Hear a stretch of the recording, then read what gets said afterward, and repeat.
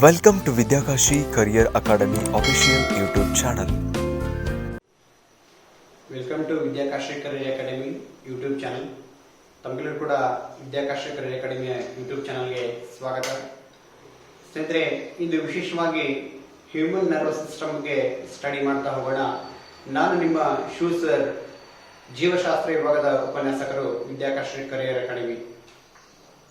ಸ್ನೇಹಿತರೆ, ಬಹಳ ಪ್ರಮುಖವಾಗಿ ನರ್ವಸ್ ಸಿಸ್ಟಮ್ ಅಂತ ತೆಗೆದುಕೊಂಡಾಗ ಮಾನವನ ನರವ್ಯೂಹ ಅಂತ ಏನ್ ಹೇಳ್ತೀವೋ ಆ ನರವ್ಯೂಹದ ಕುರಿತ ಅಧ್ಯಯನಕ್ಕೆ ನಾವು ನ್ಯೂರೋಲಜಿ ಅಂತ ಕರಿತಾ ಇದ್ದೇವೆ. ಸ್ನೇಹಿತರೆ, ಯಾಕೆ ಇದಕ್ಕೆ ನಾವು ನ್ಯೂರೋಲಜಿ ಅಂತ ಕರಿಬೇಕು, ಯಾಕೆ ಇದಕ್ಕೆ ನಾವು ಬ್ರೈನೋಲಜಿ ಅಂತ ಕರೆಯತಕ್ಕಂಥ ವರ್ಡ್ ಅಪ್ರೋಪ್ರಿಯೇಟ್ ಆಗೋದಿಲ್ವಾ ಅಂತ ಕೇಳಿದಾಗ, ಸ್ನೇಹಿತರೆ, ಮಾನವನ ಮೆದುಳು ಯಾವುದರಿಂದ ಮಾಡಲ್ಪಟ್ಟಿದೆ ಅಂತ ಕೇಳಿದಾಗ ನರಾಣುಗಳಿಂದ ಮಾಡಲ್ಪಟ್ಟಿದೆ. ನರಾಣುಗಳೆಂದರೆ ನ್ಯೂರಾನ್ಗಳು ಎಂದರ್ಥ.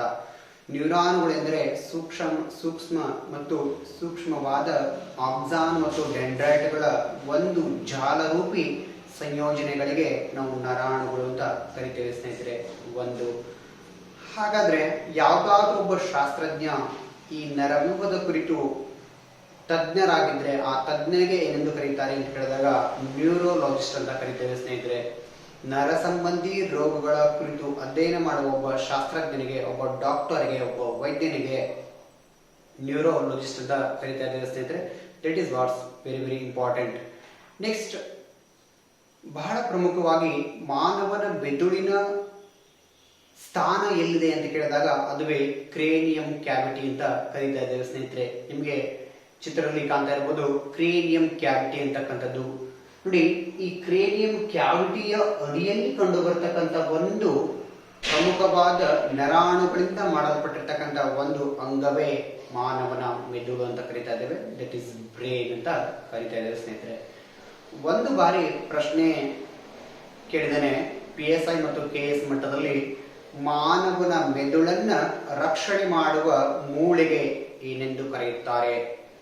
ಹಾಗಾದ್ರೆ ಮಾನವನ ಮೆದುಳನ್ನ ರಕ್ಷಣೆ ಮಾಡತಕ್ಕಂಥ ಮೂಳೆಗೆ ಏನೆಂದು ಕರೀತಾರೆ ಅಂತ ಕೇಳಿದಾಗ ಸ್ಕಲ್ ಬೋನ್ ಅಂತ ಕರಿತಾ ಇದ್ದೇವೆ. ಸ್ನೇಹಿತರೆ, ಸ್ಕಲ್ ಬೋನ್ ಚಿತ್ರದಲ್ಲಿ ತೋರಿಸಿರುವ ಹಾಗೆ ಸ್ಕಲ್ ಬೋನ್ ಅಂತಕ್ಕಂಥದ್ದು ವಿಶೇಷವಾಗಿ ಮಾನವನ ಮೆದುಳನ್ನ ರಕ್ಷಣೆ ಮಾಡುವ ಒಂದು ಗಟ್ಟಿಯಾದ ಮೂಳೆಗಳಲ್ಲಿ ಒಂದಾಗಿದೆ. ಸ್ನೇಹಿತರೆ, ಹಾಗಾದ್ರೆ ಕ್ರೇನಿಯಂ ಕ್ಯಾವಿಟಿ ಅಂದ್ರೆ ಏನು ಅಂತ ಕೇಳಿದಾಗ ಇದನ್ನ ಸುತ್ತುವರಿದಿರತಕ್ಕಂಥ ಮೂಳೆಗಳ ಸಂಪೂರ್ಣವಾದ ಒಂದು ಕವಾಟಕ್ಕೆ ಕ್ಯಾವಿಟಿ, ಅದೊಂದು ಸ್ಥಳಾವಕಾಶ ಅಂತ ಕರಿತಾ ಇದ್ದಾರೆ. ಸ್ನೇಹಿತರೆ, ಒಂದು ಇಲ್ಲಿ ವಿಶೇಷವಾಗಿ ಮಾನವನ ಮೆದುಳು ಎಷ್ಟಿದಾವೆ ಅಂತ ಕೇಳಿದಾಗ ವಿಶೇಷವಾಗಿ ಎರಡು ಮೆದುಳುಗಳಿದಾವೆ.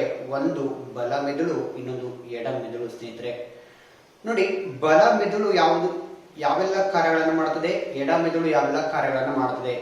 ಇಲ್ಲಿ ವಿಶೇಷವಾಗಿ ಆ ಮೆದುಳು ಹೇಗೆ ಕೂಡಿಕೊಂಡಿದೆ ಅಂತ ಕೇಳಿದಾಗ ನಮ್ಮ ಎರಡು ಮುಷ್ಟಿಗಳನ್ನ ಗಟ್ಟಿಯಾಗಿ ಹಿಡ್ಕೊಂಡಾಗ ಸೊ ಏನ್ ಕಾಣಿಸ್ತದೋ ಈ ರೀತಿ ಕಾಣಿಸ್ತಕ್ಕಂಥ ಭಾಗ ಯಾವುದು ಅಂತ ಕೇಳಿದಾಗ ಒಂದು ಮೆದುಳು, ಸಂಪೂರ್ಣವಾಗಿರ್ತಕ್ಕಂಥ ಮೆದುಳು. ಸ್ನೇಹಿತರೆ, ಹಾಗಾದ್ರೆ ಈ ಮೆದುಳನ್ನು ಏನಾದ್ರೂ ಆಪಲ್ ರೀತಿಯಲ್ಲಿ ಕಟ್ ಮಾಡೋದಾದ್ರೆ, ಎರಡು ಭಾಗಗಳಾಗಿ ಮಾಡೋದಾದ್ರೆ ಒಂದು ಬಲಭಾಗ ಸಿಗ್ತದೆ, ಒಂದು ಎಡಭಾಗ ಸಿಗ್ತದೆ. ಸ್ನೇಹಿತರೆ, ಇಲ್ಲಿ ಬಲಭಾಗ ಮತ್ತು ಎಡಭಾಗ ಹೇಗೆ ಸಿಗ್ತದೋ ಹಾಗೆ right brain and left brain ಅಂತ ಕರಿತೇವೆ.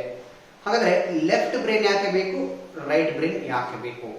ಫಾರ್ ಎಕ್ಸಾಂಪಲ್, ನಿಮ್ಮ ರೂಮೇಟ್ ಒಬ್ಬ ಮ್ಯಾಥಮೆಟಿಕ್ಸ್ ಅಲ್ಲಿ, ರೀಸನಿಂಗ್ ಅಲ್ಲಿ, ಆಪ್ಟಿಟ್ಯೂಡ್ ನಲ್ಲಿ ತುಂಬಾ ಜಾಣನಿದ್ದಾನೆ ಅಂತ ತಿಳ್ಕೊಳ್ಳಿ ನೀವು. ಓಕೆನಾ? ಆ ಮ್ಯಾಥಮೆಟಿಕಲ್ ಅಂಡ್ ರೀಸನಿಂಗ್ ನಾಲೆಜ್ಗೆ ಬಹಳ ಚೆನ್ನಾಗಿ ಶಾರ್ಪ್ ಇದ್ದಾನೆ ನಿಮ್ಮ ಸ್ನೇಹಿತ. ಹಾಗಾದ್ರೆ ಆತನ ಮೆದುಳಿನ ಯಾವ ಭಾಗದ ಪ್ರಮುಖ ಕಾರ್ಯವಾಗಿದೆ ಅಂತ ಕೇಳಿದಾಗ ಆತನ ಎಡ ಮೆದುಳು ಅತ್ಯಂತ ಚುರುಕಾಗಿದೆ ಎಂದರ್ಥ. ಆತನ ಎಡ ಮೆದುಳು ಏನಾಗಿದೆ ಅಂತ ಕೇಳಿದಾಗ ಬಹಳ ಚುರುಕಾಗಿದ್ರೆ ಆತ ಏನಾಗಿರ್ತಾನೆ ಅಂತ ಕೇಳಿದಾಗ ಗಣಿತ ಶಾಸ್ತ್ರದಲ್ಲಿ ಮತ್ತು ರೀಸನಿಂಗ್ ವಿಭಾಗದಲ್ಲಿ ಬಹಳ ಸ್ಟ್ರಾಂಗ್ ಆಗಿರ್ತಾನೆ. ಸ್ನೇಹಿತರೆ, ಒಂದು. ನೆಕ್ಸ್ಟ್ ಬರೋಣ ಬಲ ಮೆದುಳು. ಹಾಗಾದ್ರೆ ಸರ್, ಬಲ ಮೆದುಳು ಯಾಕೆ ಬೇಕು ಸರ್ ನಮ್ಗೆ ಅಂತ ಕೇಳಿದಾಗ ನಮ್ಮ ಆರ್ಟ್ಸ್ ವಿಭಾಗದ ವಿದ್ಯಾರ್ಥಿಗಳು. ಸ್ನೇಹಿತರೆ, ನೋಡಿ, ಸ್ಪರ್ಧಾತ್ಮಕ ಕೇಂದ್ರದಲ್ಲಿ ಮತ್ತು ಸ್ಪರ್ಧಾತ್ಮಕ ಯುಗದಲ್ಲಿ ಅತಿ ಹೆಚ್ಚು ಮಿಂಚುತ್ತಿರುವ ವಿದ್ಯಾರ್ಥಿಗಳು ಅಂತ ಕೇಳಿದಾಗ ಅದು ಆರ್ಟ್ಸ್ ವಿಭಾಗದ ವಿದ್ಯಾರ್ಥಿಗಳು. ಆರ್ಟ್ಸ್ ವಿಭಾಗದ ವಿದ್ಯಾರ್ಥಿಗಳು ಅಂತ ನಾನು ಯಾಕೆ ಬಳಕೆ ಮಾಡ್ಕೊತಿದ್ದೀನಿ ಪದ ಅಂತ ಕೇಳಿದಾಗ, ಬಲ ಮೆದುಳು ಆರ್ಟ್ಸ್ ವಿಭಾಗದ ವಿದ್ಯಾರ್ಥಿಗಳಲ್ಲಿ ಹೆಚ್ಚು ಸಕ್ರಿಯವಾಗಿರ್ತದೆ. ಯಾಕೆ ಅಂತ ಕೇಳಿದಾಗ, ಅವರು ಕಲಾ ವಿಭಾಗದ ವಿಷಯಗಳನ್ನು ಅತಿ ಹೆಚ್ಚು ಮನವರಿಕೆಯನ್ನ ಮಾಡಿಕೊಳ್ಳಬಲ್ಲರು ಮತ್ತು ಕಲ್ಪನೆಗಳನ್ನ ಮಾಡಿಕೊಳ್ಳಬಲ್ಲರು. ಅಂದ್ರೆ ಇಮ್ಯಾಜಿನೇಷನ್ ನಾಲೆಜ್ ಅಂತ ಕರಿತೀವಿ. ಅಂದ್ರೆ ಒಂದು ಇಮೇಜಿಂಗ್ ರೂಪದಲ್ಲಿ ಒಂದು ವಿಷಯವನ್ನ ನೆನಪಿಡುವ ಸಾಮರ್ಥ್ಯ ಯಾರಲ್ಲಿ ಇರ್ತದೆ ಅಂತ ಕೇಳಿದಾಗ ಈ ಕಲಾ ವಿಭಾಗದ ವಿದ್ಯಾರ್ಥಿಗಳಲ್ಲಿ ಇರ್ತದೆ ಒಂದು. ಮತ್ತು ಫಾರ್ ಎಕ್ಸಾಂಪಲ್ ನೋಡ್ತಾ ಹೋಗಿ ಸ್ನೇಹಿತರೆ, ಯಾವಾಗಲೂ ಒಂದು ಅಕ್ಷರವನ್ನ ಬರೀರಿ, ಒಂದು ಪದವನ್ನ ಬರೀರಿ, ಓಕೆನಾ. ಫಾರ್ ಎಕ್ಸಾಂಪಲ್ ಇಲ್ಲಿ ಒಂದು ಸಹ್ಯಾದ್ರಿಯ ಬೆಟ್ಟಗಳು ಅಂತ ಬರೀರಿ, ಅಥವಾ ಧಾರವಾಡ ಅಂತ ಬರೀರಿ. ಅದ್ರ ಬಗ್ಗೆ ಎಷ್ಟೆಲ್ಲ ವಿಶ್ಲೇಷಣೆಗಳನ್ನ, ಕ್ರಿಯೇಟಿವಿಟಿ ಆಗಿರ್ತಕ್ಕಂಥ ಒಂದು ವಿಚಾರವನ್ನ, ಅದರ ಪ್ರಬಂಧವನ್ನ ಮಂಡಿಸುವ ಸಾಮರ್ಥ್ಯ ಯಾರಲ್ಲಿ ಇರ್ತದೆ ಅಂತ ಕೇಳಿದಾಗ ಆರ್ಟ್ಸ್ ವಿಭಾಗದ ವಿದ್ಯಾರ್ಥಿಗಳಿರುತ್ತೆ. ಅಂದ್ರೆ ಯಾವ್ದಾದ್ರೂ ಒಂದು ವಸ್ತು ವಿಷಯವನ್ನ ಕೊಟ್ರೆ ಅದನ್ನ ಮಲ್ಟಿ ಡೈಮೆನ್ಷನ್ ಥಿಂಕಿಂಗ್ ಮಾಡತಕ್ಕಂಥ ಕೆಪಾಸಿಟಿ ಯಾರಿಗಿರ್ತದೆ ಅಂತ ಕೇಳಿದಾಗ ಅದು ಆರ್ಟ್ಸ್ ವಿಭಾಗದ ವಿದ್ಯಾರ್ಥಿಗಳಿಗೆ. ಅವರಲ್ಲೇ ಯಾಕೆ ಜಾಸ್ತಿ ಇರ್ತದೆ ಅಂತ ಕೇಳಿದಾಗ ಅವರ ಬಲ ಮೆದುಳಿಗೆ ಬಹಳ ಕೆಲಸವನ್ನ ಕೊಡ್ತಾರೆ ಅವರು. ಅಂದ್ರೆ ಬಲ ಮೆದುಳನ್ನ ಬಹಳ ಸಕ್ರಿಯವಾಗಿ ಇಟ್ಕೊಳ್ಳಿಕ್ಕೆ ಕಾರ್ಯವನ್ನ ಮಾಡ್ತಾರೆ ಅಂತಕ್ಕಂಥವ್ರು ಒಂದು. ನೆಕ್ಸ್ಟ್ ಕ್ರಿಯೇಟಿವಿಟಿ, ಸೃಜನಾತ್ಮಕತೆ ಅಂತ ಕರಿತೀವಿ ಸ್ನೇಹಿತರೆ. ನೋಡಿ, ಅತಿ ಹೆಚ್ಚು ಸೃಜನಾತ್ಮಕತೆ ಯಾರಲ್ಲಿ ಇರ್ತದೆ ಕೇಳಿದಾಗ, ಯಾರ ಬಲ ಮೆದುಳಿನ ನರಕೋಶಗಳು ಬಹಳ ಚೇತನಶೀಲವಾಗಿರ್ತಾವೋ ಅವರು ಬಹಳ ಏನಾಗಿರ್ತಾರೆ ಅಂತ ಕೇಳಿದಾಗ ಕ್ರಿಯೇಟಿವ್ ಆಗಿರ್ತಾರೆ. ಹೌದಾ, ಅವರು ಸೃಜನಾತ್ಮಕ ಆಲೋಚನೆಗಳನ್ನ ಒಳಗೊಂಡಿರ್ತಾರೆ. ಫಾರ್ ಎಕ್ಸಾಂಪಲ್ ಕವಿಗಳು, ಫಾರ್ ಎಕ್ಸಾಂಪಲ್ G.S. ಶಿವರುದ್ರಪ್ಪ ಆಗಿರ್ಬೋದು, M. ಗೋವಿಂದಪ್ಪಯ್ಯ ಆಗಿರ್ಬೋದು, ರಾಷ್ಟ್ರಕವಿ ಕುವೆಂಪು ಆಗಿರ್ಬೋದು, ನೆಕ್ಸ್ಟ್ ಇನ್ನೊಬ್ರು K.S. ನರಸಿಂಹಸ್ವಾಮಿ ಆಗಿರ್ಬೋದು. ಇವರೆಲ್ಲರೂ ಕೂಡ ಬಹಳ ಅದ್ಭುತವಾದ ಕವಿಗಳು. ಮತ್ತು ಧಾರವಾಡದ ದ.ರಾ. ಬೇಂದ್ರೆ ಅವರಾಗಿರ್ಬೋದು, ಎಲ್ಲರೂ ಕೂಡ ಬಹಳ ಅದ್ಭುತವಾಗಿರ್ತಕ್ಕಂಥ ಕವಿಗಳು. ಈ ಕವಿಗಳಲ್ಲಿ ವಿಶೇಷವಾಗಿ ಯಾವ ಮೆದುಳಿನ ಕಾರ್ಯ ಬಹಳ ಪ್ರಮುಖವಾಗಿ ಕಾರ್ಯನಿರ್ವಹಿಸ್ತದೆ ಅಂತ ಕೇಳಿದಾಗ ಬಲ ಮೆದುಳು ಬಹಳ ಪ್ರಮುಖವಾಗಿ ಬೇಕು ಸ್ನೇಹಿತರೆ. ಅಂದ್ರೆ ನಮಗೆ ಈಗೇನರ್ಥ ಆಯ್ತು, ನಾವು ಒಂದು ವಿಷಯವನ್ನ ಓದ್ಲಿಕ್ಕೆ, ಅದನ್ನ ಅರ್ಥ ಮಾಡ್ಕೊಳ್ಳಿಕ್ಕೆ, ಅದನ್ನ ಪಿಕ್ಚರೋಗ್ರಫಿಕ್ ನಾಲೆಜ್ ಅನ್ನು ತೆಗೆದುಕೊಳ್ಳಿಕ್ಕೆ ರೈಟ್ ಬ್ರೈನ್ ಬೇಕು. ಅದರ ಅನಾಲಿಟಿಕಲ್ ರೀಸನಿಂಗ್ ಮಾಡ್ಲಿಕ್ಕೆ ಅದನ್ನ ನಾವು mathematical aptitude, for example UPSC ಅಲ್ಲಿ ನೀವು ಹೋದ್ರೆ ಅಲ್ಲಿ ಸ್ಟ್ಯಾಟಿಸ್ಟಿಕ್ಸ್ ಅಂತ ಸಬ್ಜೆಕ್ಟ್ ಬೇರೆ ಬರ್ತದೆ, ಹೌದಾ. ಸೊ ಆ ರೀತಿಯಾಗಿರ್ತಕ್ಕಂಥ CSAT ಅನ್ನ ನಾವು ಎದುರಿಸಲಿಕ್ಕೆ ನಮ್ಗೆ ಏನ್ ಬೇಕಂತ ಕೇಳಿದಾಗ ಎಡ ಮೆದುಳು ಬೇಕು. ನೆಕ್ಸ್ಟ್ GS ಪೇಪರ್ ಅನ್ನ ಬರಲಿಕ್ಕೆ ನಮ್ಗೆ ಬಲ ಮೆದುಳು ಬೇಕು. ಹಾಗಾಗಿ ನಮ್ಗೆ ಎರಡೂ ಮೆದುಳುಗಳು ಬಹಳ ಪ್ರಮುಖವಾಗಿ ಬೇಕಾಗ್ತವೆ ಸ್ನೇಹಿತರೆ ಒಂದು. ಹಾಗಾದ್ರೆ ನಿಮ್ಗೆ ಇಲ್ಲಿ ಸ್ಕ್ರೀನ್ ಮೇಲೆ ಡಿಸ್ಪ್ಲೇ ಆಗಿರುವಂತೆ ಒಂದು ಪಾಯಿಂಟ್ ಕಾಣ್ತಾ ಇದೆ, ಸ್ಕಲ್ ಬೋನ್ ಕೆಳಗಡೆ ನೋಡಿ, ಕಾರ್ಪಸ್ ಕೊಲೋಸಮ್ ಅಂತ ಕರಿತಾ ಇದ್ದೇವೆ ನಾವು. ಈ ಕಾರ್ಪಸ್ ಕಲೋಸಮ್ ಅಂದ್ರೆ ಏನ್ ಸರ್ ಅಂತ ಕೇಳಿದಾಗ ವಿಶೇಷವಾಗಿ ಸ್ನೇಹಿತರೆ ಆ ಎಡ ಮತ್ತು ಬಲ ಮೆದುಳುಗಳು ಕೂಡಿರ್ತಕ್ಕಂಥ ಭಾಗಕ್ಕೆ ಏನಂತ ಕರಿತೀವಿ ಅಂತ ಕೇಳಿದಾಗ ಕಾರ್ಪಸ್ ಕಲೋಸಮ್, ಈ middle part of the brain ಅಂತ ಕರಿತೇವೆ. ಈ ಮಧ್ಯದ ಭಾಗ ಎರಡನ್ನ ನೀವು ಆಪಲ್ ರೀತಿಯಲ್ಲಿ ಕಟ್ ಮಾಡೋದಾದ್ರೆ ಬಲ ಮತ್ತು ಎಡಭಾಗವಾಗಿ ಎರಡನ್ನ ಏನ್ ಕೂಡಿಸ್ತಿರಲ್ವಾ ಎರಡನ್ನ, ಸೊ ಆ ಭಾಗಕ್ಕೆ ನಾವು ಏನಂತ ಕರಿತೀವಿ ಅಂತ ಕೇಳಿದಾಗ ಕಾರ್ಪಸ್ ಕಲೋಸಮ್ ಅಂತ ಕರೀತಾ ಇದ್ದೇವೆ ಸ್ನೇಹಿತರೆ ಒಂದು. ನೆಕ್ಸ್ಟ್ ಇಲ್ಲಿ ಮೆದುಳಿನ ಪೊರೆಗಳು ಅಂತ ಹೇಳ್ತಾ ಇದ್ದೇವೆ.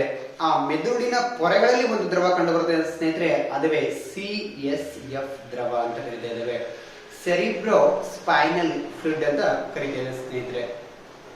ಈ ಸೆರಿಬ್ರೋ ಸ್ಪೈನಲ್ ಫ್ಲೂಯಿಡ್ ಯಾಕೆ ಬೇಕು, ಎಲ್ಲಿ ಕಂಡು ಬರುತ್ತದೆ, ಇದು ಎಕ್ಸಾಮ್ ಅಲ್ಲಿ ಪ್ರಶ್ನೆ ಆಗಿದೆ. ಇದರ ವಿಸ್ತೃತ ರೂಪನೂ ಕೂಡ ಪ್ರಶ್ನೆ ಆಗಿದೆ ಮತ್ತು ಇದು ಎಲ್ಲಿ ಕಂಡು ಬರುತ್ತದೆ, ಇದರ ಕಾರ್ಯವೇನು. ಒಂದನೇ ಕಾರ್ಯ ಏನಂತ ಕೇಳಿದಾಗ ಇದು ಮಾನವನ ಮೆದುಳಿನ ಬಾಹ್ಯ ಮತ್ತು ಆಂತರಿಕ ಒತ್ತಡಗಳಿಂದ ರಕ್ಷಣೆಯನ್ನು ನೀಡುತ್ತದೆ. ಯಾವುದು CSF ಒಂದು. ನೆಕ್ಸ್ಟ್ ಮಾನವನ ಮೆದುಳಿನ ಪೊರೆಗಳಿಗೆ ಮತ್ತು ಮೆದುಳಿಗೆ ಬೇಕಾಗಿರ್ತಕ್ಕಂಥ ಪೋಷಕಾಂಶಗಳನ್ನ ವರ್ಗಾವಣೆಯನ್ನ ಮಾಡುತ್ತದೆ CSF ದ್ರವ ಎರಡು. ನೆಕ್ಸ್ಟ್ CSF ದ್ರವ ಪ್ರಮುಖವಾಗಿ ಎಲ್ಲಿ ಕಂಡು ಬರುತ್ತೆ ಅಂತ ಪ್ರಶ್ನೆ ಕೇಳಿದಾಗ AP ಮಧ್ಯದಲ್ಲಿ ಕಂಡು ಬರುತ್ತದೆ. ಆರ್ಕನೈಡ್ ಮತ್ತು ಪಯಾಮೀಟರ್ ಮಧ್ಯದಲ್ಲಿ ಕಂಡುಬರುವ ದ್ರವವೇ ಯಾವುದು ಕೇಳಿದಾಗ ಅದುವೇ CSF ದ್ರವ. ಹಾಗಾದ್ರೆ ಎಲ್ಲಿ ಉತ್ಪತ್ತಿ ಆಗ್ತದೆ ಅಂತ ಕೇಳಿದಾಗ ಇದು ಕೊರಾಯ್ಡ್ ಫ್ಲೆಕ್ಸಸ್ ಗಳಲ್ಲಿ ಉತ್ಪತ್ತಿಯಾಗುತ್ತದೆ. ಮೆದುಳಿನ ಭಾಗವಾದ ಕೊರಾಯ್ಡ್ ಫ್ಲೆಕ್ಸಸ್ ನಲ್ಲಿ ಉತ್ಪತ್ತಿಯಾಗುವ ಮೆದುಳಿನ ದ್ರವ ಯಾವುದು ಅಂತ ಪ್ರಶ್ನೆ ಬಂದ್ರೆ ಅದುವೇ CSF ದ್ರವ ಸ್ನೇಹಿತರೆ ಒಂದು ಬಾರಿ ಎಕ್ಸಾಮ್ ಅಲ್ಲಿ ಪ್ರಶ್ನೆ ಮಾಡ್ತಾ ಹೋಗಿದರೆ ಇಡೀ ಮಾನವನ ಶರೀರ ಅಥವಾ ದೇಹವನ್ನ ತೆಗೆದುಕೊಂಡಾಗ ಅತ್ಯಂತ ದೊಡ್ಡ ಜೀವಕೋಶ ಯಾವುದು ಅಂತ ಕೇಳಿದಾಗ ನರಾಣು. ನರ ಅಂಗಾಂಶವೇ ಮಾನವನ ದೇಹದ ಅತ್ಯಂತ ದೊಡ್ಡ ಜೀವಕೋಶಕ್ಕೆ ಉದಾಹರಣೆ ಆಗಿದೆ ಅಂತಕ್ಕಂಥದ್ದು. That is what very very important for your competitive exams. Next ನೋಡ್ತಾ ಹೋಗೋಣ, ಈ ಮೆದುಳಿನ ಪೊರೆಗಳಿಗೆ ಏನೆಂದು ಕರೆಯುತ್ತಾರೆ? ಈ ಮೆದುಳಿನ ಪೊರೆಗಳಿಗೆ ಒಟ್ಟಾರೆಯಾಗಿ ಮೆನಿಂಜಸ್ ಪೊರೆಗಳು ಅಂತ ಕರೀತಾರೆ. ಓಕೆನಾ, ಮೆನಿಂಜಸ್ ಪೊರೆಗಳು ಅಂತ ಕರೀತಾ ಇದ್ದಾರೆ. ಈ ಮೆನಿಂಜಸ್ ಪೊರೆಗಳಿಗೆ ಸೋಂಕು ಉಂಟಾದ್ರೆ ಮೆನಿಂಜೈಟಿಸ್ ಅಂತ ಕರೀತಾ ಇದ್ದಾರೆ ಸ್ನೇಹಿತರೆ. ನೋಡ್ತಾ ಹೋಗೋಣ, ಈ 3 ಪೊರೆಗಳಿಗೆ ಏನಾದ್ರೂ ಸೋಂಕು ಉಂಟಾದ್ರೆ ಅದಕ್ಕೆ ನಾವೇನಂತ ಕರಿತೇವೆ? ಮೆನಿಂಜೈಟಿಸ್ ಅಂತ ಕರಿತೇವೆ. ಫಾರ್ ಎಕ್ಸಾಂಪಲ್, ಮೆನಿಂಗೋಕೋಕಲ್ ಮೆನಿಂಜೈಟಿಸ್ ಎಂಬ ಬ್ಯಾಕ್ಟೀರಿಯಾ ಮೆನಿಂಜೈಟಿಸ್ ಅನ್ನ ಮಾಡ್ತದೆ. ಮೆನಿಂಗೋಕೋಕಲ್ ಮೆನಿಂಜೈಟಿಸ್ ಅಂತ ಕರಿತೇವೆ. ಅದು ವೈರಲ್ ಆಗಿರಬಹುದು ಅಥವಾ ಬ್ಯಾಕ್ಟೀರಿಯಲ್ ಮೆನಿಂಜೈಟಿಸ್ ಆಗಿರಬಹುದು ಸ್ನೇಹಿತರೆ. ಸೊ ವಿಶೇಷವಾಗಿ ಅದಕ್ಕೆ ಏನಂತ ಕರಿತೇವೆ ಅಂತ ಕೇಳಿದಾಗ ಮೆದುಳು ಜ್ವರ ಅಂತಾನು ಕೂಡ ಕರಿತೇವೆ ಸ್ನೇಹಿತರೆ. ಈ 3 ಪೊರೆಗಳಿಗೆ ಸೋಂಕು ಉಂಟಾಗುವುದು. That is what very very important. ನೋಡಿ, ಜೀವಶಾಸ್ತ್ರದ ಯಾವುದಾದ್ರೂ ಒಂದು ಪದಗಳಲ್ಲಿ, ವಿಶೇಷವಾಗಿ ಈ ವೈದ್ಯಕೀಯ ಪರಿಭಾಷೆಯಲ್ಲಿ ಒಂದು ಪದ ITIS ನಿಂದ ಕೊನೆಗೊಂಡರೆ ಆ ಅಂಗದ ಸೋಂಕು ಎಂದರ್ಥ. That is what very very important. ನಿಮ್ಗೆ ಇನ್ನೊಂದು ಕೊಡ್ತೇನೆ, arthritis, osteo arthritis. For example, ಈ ಟಾನ್ಸಿಲ್ ಅಂತ ಏನ್ ಕರಿತೀವ, ಈ ಟಾನ್ಸಿಲ್ಗಳಿಗೆ ಸೋಂಕು ಉಂಟಾಗುವೆ ಟಾನ್ಸಿಲೈಟಿಸ್. ಟಾನ್ಸಿಲೈಟಿಸ್ ಅಂತ ಕರಿತೇವೆ. ಒಂದು. ನೆಕ್ಸ್ಟ್, ಮಾನವನ ಮೆದುಳಿನ ಪೊರೆಗಳಿಗೆ ಸೋಂಕು ಉಂಟಾದ್ರೆ ಇದಕ್ಕೆ ನಾವು ಮೆನಿಂಜೈಟಿಸ್ ಅಂತ ಕರಿತೇವೆ. ಮೆನಿಂಜೈಟಿಸ್ ಅಂತ ಕರಿತೇವೆ ಸ್ನೇಹಿತರೆ. ಸೊ ಈ ರೀತಿಯಾಗಿರ್ತಕ್ಕಂಥ ಪದನಾಮಗಳು ನಿಮಗೆ ಬೇರೆ ಬೇರೆ ಪ್ರಶ್ನೆ ಪತ್ರಿಕೆಗಳಲ್ಲಿ ಬಂದಾಗ ಈಸಿಯಾಗಿ ಆನ್ಸರ್ ಮಾಡಬಹುದು. It indicate infection of that organ ಅಂತ ಹೇಳ್ಬಹುದು. ನೆಕ್ಸ್ಟ್ ನೋಡ್ತಾ ಹೋಗೋಣ, ಮೆದುಳಿನ ತೂಕ ಸ್ನೇಹಿತರೆ. ಮೆದುಳಿನ ತೂಕಕ್ಕೆ ಬರೋದಾದ್ರೆ ಹುಟ್ಟಿದ ಮಗುವಿನಲ್ಲಿ 350 ಗ್ರಾಮ್ಸ್ಗಳು ಇರ್ತದೆ. 1 ವರ್ಷದ ಮಗುವಿನಲ್ಲಿ 1000 ಗ್ರಾಮ್ಗಳು. ವಯಸ್ಕ ಮಹಿಳೆಯಲ್ಲಿ 1260 ಗ್ರಾಮ್ಗಳು. ವಯಸ್ಕ ಪುರುಷನಲ್ಲಿ 1400 ಗ್ರಾಮ್ಗಳು. ಒಂದು ಈ ತೂಕಗಳಿಗೆ ಸಂಬಂಧಪಟ್ಟಂತೆ ಬೇರೆ ಬೇರೆ ಪ್ರಶ್ನೆ ಪತ್ರಗಳಲ್ಲಿ ಪ್ರಶ್ನೆಯಾಗಿದೆ. ಸೊ ಇದನ್ನ ನೀವು ನೋಟ್ ಮಾಡ್ಕೊಳ್ಳೇಬೇಕು. ಬಹಳ ಪ್ರಮುಖವಾದ ಅಂಶಗಳು. ಒಂದು. ನೆಕ್ಸ್ಟ್ ನೋಡ್ತಾ ಹೋಗೋಣ ಸ್ನೇಹಿತರೆ, ಇಡೀ ಭೂಮಂಡಲವನ್ನು ತೆಗೆದುಕೊಂಡಾಗ ಮಾನವನನ್ನ ಹೊರತುಪಡಿಸಿ 2ನೇ ಬುದ್ಧಿವಂತ ಜೀವಿ ಯಾವುದು ಅಂತ ಕೇಳಿದಾಗ ನಿಮಗೆ ಚಿತ್ರದಲ್ಲಿ ಬಹಳ ಅದ್ಭುತವಾಗಿ ಗೋಚರವಾಗ್ತಿದೆ. ಒಂದು ಚಿಂತಾಕ್ರಾಂತವಾಗಿರ್ತಕ್ಕಂಥ ಒಂದು ಚಿಂಪಾಂಜಿ. ಮಾನವನನ್ನ ಹೊರತುಪಡಿಸಿ ಈ ಭೂಮಿ ಮೇಲೆ ಕಂಡು ಬರುವ 2ನೇ ಬುದ್ಧಿವಂತ ಜೀವಿ ಯಾರಾದ್ರೂ ಇದ್ರೆ ಅದುವೇ ಚಿಂಪಾಂಜಿ ಅಂತಕ್ಕಂಥ ಪ್ರಾಣಿ ಅಂತ ಹೇಳ್ಬೋದು. ಹಾಗಾದ್ರೆ ಈ ನೀರಿನಲ್ಲಿ ವಾಸಿಸುವ ಯಾವ ಜಲಚರ ಜೀವಿ ಬುದ್ಧಿವಂತ ಜಲಚರ ಜೀವಿಗೆ ಉದಾಹರಣೆಯಾಗಿದೆ ಅಂತ ಕೇಳಿದಾಗ ಈಗಾಗಲೇ ನಿಮಗೆ ಚಿತ್ರದಲ್ಲಿರುವಂತೆ ಡಾಲ್ಫಿನ್. ಡಾಲ್ಫಿನ್ ಇದು ಬುದ್ಧಿವಂತ ಜಲಚರ ಜೀವಿಯಾಗಿದೆ. ಒಂದು. ಇಲ್ಲಿ ವೆರಿ ವೆರಿ ಇಂಪಾರ್ಟೆಂಟ್ ಪಾಯಿಂಟ್ ಏನು ಅಂತ ಕೇಳಿದಾಗ ಸ್ನೇಹಿತರೆ, ಒಂದು ಬಾರಿ UPSC ಪ್ರಿಲಿಮ್ಸ್ ಅಲ್ಲಿ ಕೇಳಿದಾನೆ, which of the following is the national aquatic animal ಅಂತ ಕೇಳಿದಾನೆ. ಭಾರತದ ರಾಷ್ಟ್ರೀಯ ಜಲಚರ ಜೀವಿ ಯಾವುದು ಅಂತ ಕೇಳಿದಾನೆ, ಅದುವೇ ಗಂಗಾ ನದಿಯ ಡಾಲ್ಫಿನ್ಗಳು ಅಥವಾ Gangetic dolphin is the national aquatic animal of India. ಭಾರತದ ರಾಷ್ಟ್ರೀಯ ಜಲಚರ ಜೀವಿ ಗಂಗಾ ನದಿಯ ಡಾಲ್ಫಿನ್ಗಳು. ಇಂಪಾರ್ಟೆಂಟ್. ನೆಕ್ಸ್ಟ್ ಬರೋಣ, ಮೆದುಳಿನ ಮಡಿಕೆಗಳು ಮತ್ತು IQಗೆ ಏನು ಸಂಬಂಧ ಇದೆ ನೋಡಿ. ಮಾನವನ ಮೆದುಳಿನ ಮಡಿಕೆಗಳು ಹೆಚ್ಚಾದಂತೆ ಮೆದುಳಿನ IQ ಬುದ್ಧಿ ಲಬ್ಧ ಹೆಚ್ಚಾಗುತ್ತದೆ. That is what very very important. ಹಾಗಾದ್ರೆ ಐನ್ಸ್ಟೀನ್ ಅಂತ ಕೊಟ್ಬಿಟ್ಟು ನಾನು ಯಾಕೆ ಕ್ವಶನ್ ಮಾರ್ಕ್ ಹಾಕ್ತೀನಿ ಅಂತ ಕೇಳಿದಾಗ, ಐನ್ಸ್ಟೀನ್ ಅವರಲ್ಲಿ ಎಷ್ಟು ಪ್ರತಿಶತ ಬುದ್ಧಿಶಕ್ತಿ ಇತ್ತು, ಇಂಟೆಲಿಜೆಂಟ್ ಕ್ವಿಟೆಂಟ್ ಇತ್ತು ಅಂತ ಕೇಳಿದಾಗ ಸುಮಾರು 160ರಷ್ಟು. ಓಕೆನಾ, ಸುಮಾರು 150ರಿಂದ 150 to 160 ಏನಂತ ಕೇಳಿದಾಗ ಐನ್ಸ್ಟೀನ್ ಅವರ ಮೆದುಳಿನ IQನ ಒಂದು ಪ್ರಮಾಣ ಅಂತ ಹೇಳ್ತೇವೆ ಸ್ನೇಹಿತರೆ. ಅದಕ್ಕೆ ಉತ್ತರ ನಿಮಗೆ ಪ್ರಶ್ನೆ ಮಾತ್ರ ಮಾಡಿದ್ದೇನೆ, ಉತ್ತರ ಹೇಳ್ತಾ ಇದ್ದೇನೆ. 150 to 160 ಅಂತ ಕೇಳಿದಾಗ ಐನ್ಸ್ಟೀನ್ ಅವರ IQ ಇರ್ತಕ್ಕಂಥದ್ದು. ಹಾಗಾದ್ರೆ ಸರಾಸರಿ IQ ಎಷ್ಟು? ಸರಾಸರಿ IQ ಬಹುತೇಕ ಜನರ IQ ಎಷ್ಟು ಇರುತ್ತೆ ಅಂತ ಕೇಳಿದಾಗ 100. ಇದು ಕೂಡ ಇಂಪಾರ್ಟೆಂಟ್.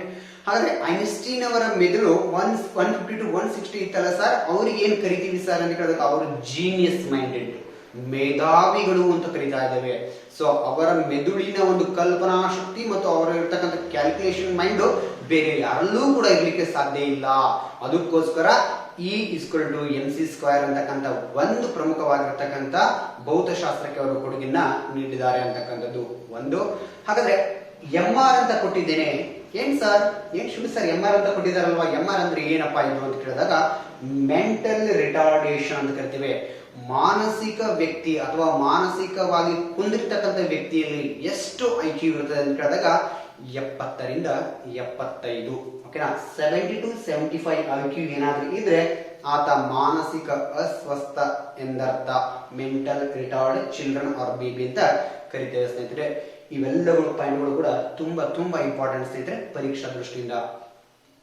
ನೆಕ್ಸ್ಟ್ ನೋಡ್ತಾ ಹೋಗೋಣ, ಮಾನವನ ನರವ್ಯೂಹದ ಪ್ರಮುಖ ಅಂಶಗಳಲ್ಲಿ EEG ಎಲೆಕ್ಟ್ರೋ ಎನ್ಸೆಫಲೋಗ್ರಾಫ್ ಅಂತ ಕರಿತಾ ಇದ್ದೇವೆ. ಸೊ ವಿಶೇಷವಾಗಿ ಮಾನವನ ಮೆದುಳಿನ ಕಾರ್ಯ ಚಟುವಟಿಕೆಗಳನ್ನ ಯಾವುದಾದ್ರೂ ತೊಂದರೆಗಳನ್ನ ಪತ್ತೆ ಹಚ್ಚಲಿಕ್ಕೆ ಬಳಸುವ ಒಂದು ಪರೀಕ್ಷೆಯ ಉಪಕರಣಕ್ಕೆ ನಾವು ಎಲೆಕ್ಟ್ರೋ ಎನ್ಸೆಫಲೋಗ್ರಾಮ್ ಆರ್ ಗ್ರಾಫ್ ಅಂತ ಕರಿತಾ ಇದ್ದೇವೆ. ಇದನ್ನ ಕಂಡು ಹಿಡಿದವರು ಹ್ಯಾನ್ಸ್ ಬರ್ಗರ್ ಅಂತಕ್ಕಂಥ ವಿಜ್ಞಾನಿ ಒಂದು. ಇದು ತುಂಬಾ ಹಳೆಯ ಕಾಲದ ಮೆಥಡ್ ಸ್ನೇಹಿತರೆ EEG. ಪ್ರಸ್ತುತವಾಗಿ ನಾವೇನ್ ಮಾಡ್ತಾ ಇದ್ದೇವೆ ಅಂತ ಕೇಳಿದಾಗ MRI ಸ್ಕ್ಯಾನಿಂಗ್ ಮಾಡ್ಬಿಡ್ತೇವೆ ನಾವು, ಮ್ಯಾಗ್ನೆಟಿಕ್ ರಿಸೋನೆನ್ಸ್ ಇಮೇಜಿಂಗ್. ನಿಮ್ಗೆ ಸ್ಕ್ರೀನ್ ಮೇಲೆ ಬರ್ತಾ ಇದೆ, ಏನ್ ಕಷ್ಟ ಇಲ್ಲ ಇಂಗ್ಲಿಷು. ಕೆಲವೊಂದು ಬಾರಿ ಏನ್ ಮಾಡ್ತಾನೆ ಅಂತ ಕೇಳಿದಾಗ ಎಕ್ಸಾಮ್ ಅಲ್ಲಿ ಟ್ರಾನ್ಸ್ಲೇಷನ್ ಮಾಡ್ಲಿಕ್ಕೆ ಹೋಗಲ್ಲ ಸ್ನೇಹಿತರೆ, ಅದಕ್ಕೋಸ್ಕರ ನಾನು ಇಂಗ್ಲಿಷ್ ಪದನಾಮಗಳನ್ನ ಜಾಸ್ತಿ ಬಳಸ್ತಾ ಇದ್ದೇನೆ, ತಮಗೂ ಕೂಡ ಗೊತ್ತಾಗಲಿ ಅಂತ ಹೇಳ್ಬಿಟ್ಟು. ಇಲ್ಲಿ MRI ಯಾಕಂದ್ರೆ ಏನ್ ಕೇಳಿದಾಗ ಮ್ಯಾಗ್ನೆಟಿಕ್ ರಿಸೋನೆನ್ಸ್ ಇಮೇಜಿಂಗ್ ಅಂತ ಕರಿತಾ ಇದ್ದೇವೆ ಒಂದು. Next brain city. ಇಲ್ಲಪ್ಪ ನನ್ನ ಸ್ನೇಹಿತ ಬೈಕ್ ಮೇಲೆ ಬಿದ್ದಿದ್ದಾನೆ, ಅವನು ಸಿಟಿ ಸ್ಕ್ಯಾನ್ ಹೇಳಿದ್ದಾರೆ, ಬ್ರೈನ್ ಸಿಟಿ ಸ್ಕ್ಯಾನ್ ಹೇಳಿದ್ದಾರೆ. ಹಾಗಾದ್ರೆ city means what? City means what ಅಂತ ಕೇಳಿದಾಗ ಕಂಪ್ಯೂಟರೈಸ್ಡ್ ಟೋಪೋಗ್ರಫಿಗೆ ನಾವು ಸಿಟಿ ಅಂತ ಕರಿತಾ ಇದ್ದೇವೆ, ಅದನ್ನ ನಾವು ಬ್ರೈನ್ ಸಿಟಿ ಅಂತ ಕರಿತೇವೆ. ದೇಹದ ಯಾವುದೇ ಭಾಗಕ್ಕೂ ಕೂಡ ಈ ಪರೀಕ್ಷೆಯನ್ನ ಅಥವಾ ಈ ಒಂದು ಸ್ಕ್ಯಾನಿಂಗ್ ಪರೀಕ್ಷೆಯನ್ನ ಮಾಡಬಹುದು ಅಂತಕ್ಕಂಥದ್ದು. ನೆಕ್ಸ್ಟ್ ನೋಡೋಣ ಸ್ನೇಹಿತರೆ, ಬಹಳ ಪ್ರಮುಖವಾಗಿ UPSC ಮಟ್ಟದಲ್ಲಿ ಪ್ರಶ್ನೆಗಳು ಬರೋದಾದ್ರೆ ಈ ನರ್ವಸ್ ಸಿಸ್ಟಮ್ ಮೇಲೆ ಇಲ್ಲಿರ್ತಕ್ಕಂಥ ಇನ್ನೊಂದು ಪಾಯಿಂಟ್ ಮೇಲೆ ನಾರ್ಕೋ ಅನಾಲಿಸಿಸ್ಗೆ ಭಾರತದಲ್ಲಿ ಮನ್ನತಿ ಇದೆನಾ ಅಥವಾ ಸಮ್ಮತಿ ಇದೆನಾ ಅಂತ ಕೇಳಿದಾಗ ಸಮ್ಮತಿ ಇಲ್ಲ. ಹಾಗಾಗಿ ನಾರ್ಕೋ ಅನಾಲಿಸಿಸ್ ಅಂದ್ರೆ ಏನಂತ ಕೇಳಿದಾಗ ಮಂಪರು ಪರೀಕ್ಷೆ ಬಹಳ ಪ್ರಮುಖವಾಗಿರ್ತಕ್ಕಂಥದ್ದು.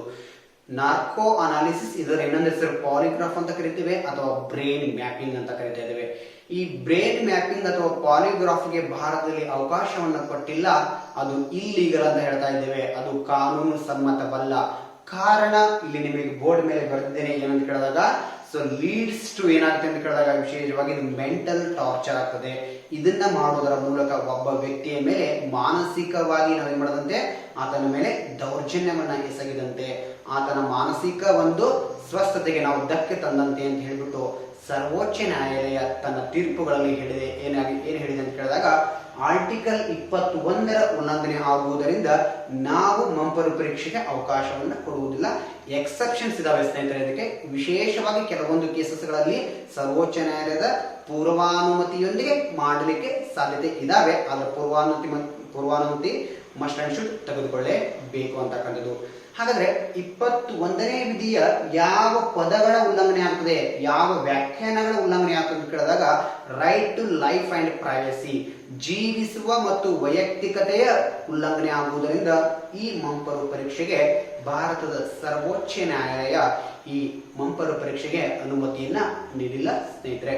ಫಾರ್ ಎಕ್ಸಾಂಪಲ್ ನಿಮಗೆ ಚಿತ್ರದಲ್ಲಿ ತೋರಿಸ್ತಾ ಇದ್ದೇನೆ. ಮಂಪರು ಪರೀಕ್ಷೆ ಅಂತ ಕೇಳಿದಾಗ ಯಾವ್ದಾದ್ರು ಒಬ್ಬ ವ್ಯಕ್ತಿ ಕ್ರಿಮಿನಲ್ ಆಕ್ಟಿವಿಟಿಗಳನ್ನ ಮಾಡಿದ್ರೆ ಆ ಆಕ್ಟಿವಿಟಿಗಳ ಬಗ್ಗೆ ಏನಾದ್ರೂ ಸರಿಯಾದ ಮಾಹಿತಿಯನ್ನು ಕೊಡದೆ ಹೋದಾಗ ಆತನಿಂದ ನಿಜವನ್ನ ತೆಗೆದುಕೊಳ್ಳಿಕ್ಕೆ ಅಥವಾ ನಿಜವನ್ನ ಬಾಯಿ ಬಿಡಿಸ್ಲಿಕ್ಕೆ ನಾವು ಮಾಡತಕ್ಕಂಥ ಪರೀಕ್ಷೆಗೆ ನಾವು ಬ್ರೈನ್ ಮ್ಯಾಪಿಂಗ್ ಅಥವಾ ಮಂಪರು ಪರೀಕ್ಷೆ ಅಂತ ಕರಿತೇವೆ. ಅದನ್ನು ನಾವು ಸಬ್ ಕಾನ್ಸಿಯಸ್ ಮೈಂಡ್ಗೆ ತೆಗೆದುಕೊಂಡು ಬಿಟ್ಟು ಕೊಡ್ತೇವೆ.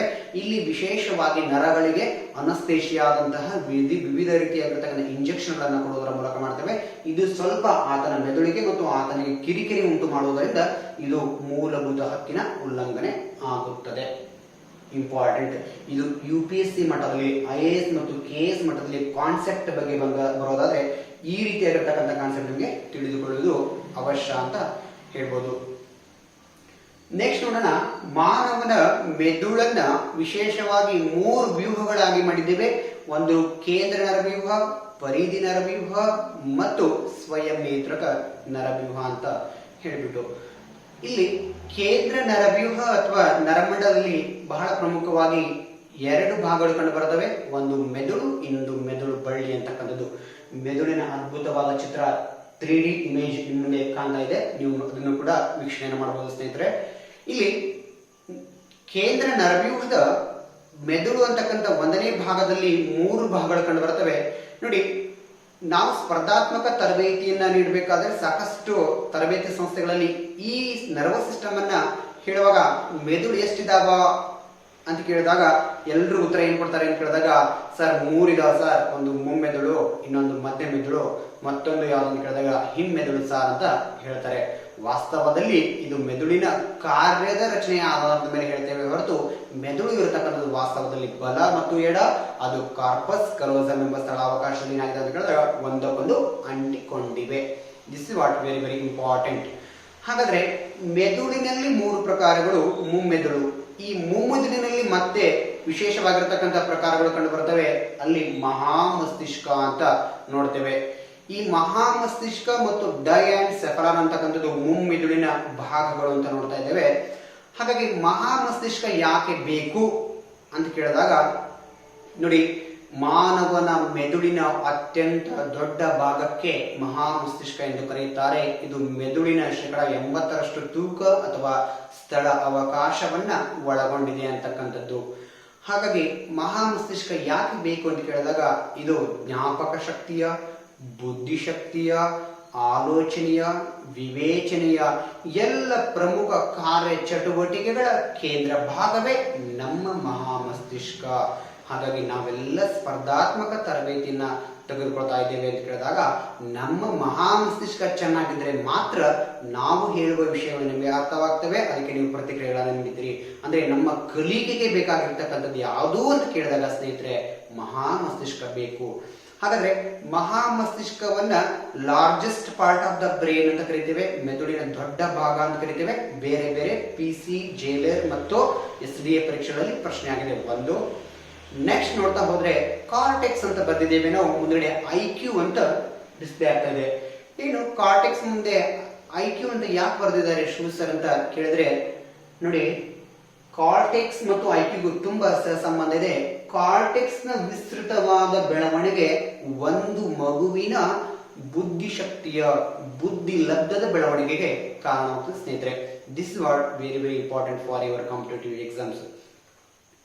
ಹಾಗಾದ್ರೆ ಕಾರ್ಟೆಕ್ಸ್ ಅಂತಂದ್ರೆ ಏನು ನಿಮ್ಮ ಪ್ರಶ್ನೆ ಇರೋದಾದ್ರೆ, ಕಾರ್ಟೆಕ್ಸ್ ಅಂದ್ರೆ ಮಹಾಮಸ್ತಿಷ್ಕದ ಮೇಲ್ಭಾಗದ ಬೂದು ಬಣ್ಣದ ಕವಚಕ್ಕೆ ಕಾರ್ಟೆಕ್ಸ್ ಎಂದು ಕರೀತಾರೆ. ಇದೇನಾದ್ರೂ ನಾವು ಮಹಾಮಸ್ತಿಷ್ಕ ಅಂತ ಕರೆಯೋದಾದ್ರೆ ಇದರ ಮೇಲ್ಭಾಗದಲ್ಲಿ ಕಂಡು ಬರ್ತಕ್ಕಂಥ ಬೂದು ಬಣ್ಣದ ಒಂದು ಕವಚ ಏನಿದೆ ಅಲ್ವಾ, ಸೊ ಅದಕ್ಕೆ ನಾವು ಏನಂತ ಕರಿತೀವಿ ಅಂತ ಕೇಳಿದಾಗ ಕಾರ್ಟೆಕ್ಸ್ ಅಂತ ಕರಿತೀವಿ, ಹೊದಿಕೆ ಅಂತ ಕರಿತೇವೆ, ಅಥವಾ ತೊಗಟೆ ಅಂತ ಕರಿತಾ ಇದ್ದೇವೆ. ಇದು ಬಿಳಿ ಇದು ಯಾವ ಬಣ್ಣದಿಂದ ಕೂಡಿದೆ ಅಂತ ಕೇಳಿದಾಗ ಇದು ಬೂದು ಬಣ್ಣದಿಂದ ಕೂಡಿದೆ ಸ್ನೇಹಿತರೆ ಒಂದು.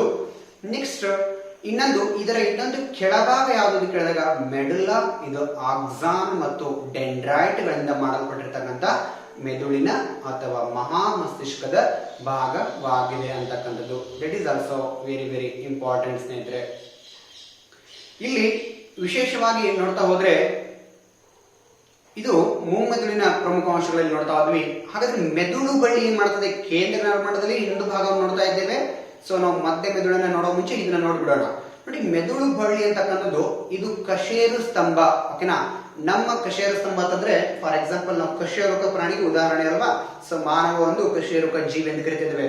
ನಮ್ಮ ಈ ಭಾಗದಿಂದ, ಕತ್ತಿನ ಭಾಗದಿಂದ ಹಿಡಿದು ಸೊ ನಮ್ಮ end part of the brain or ಈ ಸ್ಪೈನಲ್ ಕಾರ್ಡ್ ಎಂಡ್ ಪಾರ್ಟ್ ಅಂತ ಏನು ಕರಿತೀವೋ ಅದು ಕೊಕೀಜಿಯಸ್ ವರ್ಗೂ ಕೂಡ ಏನು ಸಾಗಿದೆ ಅಲ್ವಾ, ಆ ಪಾರ್ಟ್ಗೆ ನಾವು ಮೆದುಳು ಬಳ್ಳಿ ಅಂತ ಕರಿತಿದ್ದೇವೆ. ಕಶೇರು ಸ್ತಂಭದಲ್ಲಿ ಹಾದು ಹೋಗುವ ಒಂದು ನರಕೋಶಗಳ ಗುಚ್ಛಕ್ಕೆ ಮೆದುಳು ಬಳ್ಳಿ ಅಂತ ಕರಿತಾ ಇದ್ದೇವೆ. ಇದು ಪರಾವರ್ತಿತ ಪ್ರಕ್ರಿಯೆಗಳ ಕೇಂದ್ರ ಅಂತ ಕರಿತೇವೆ.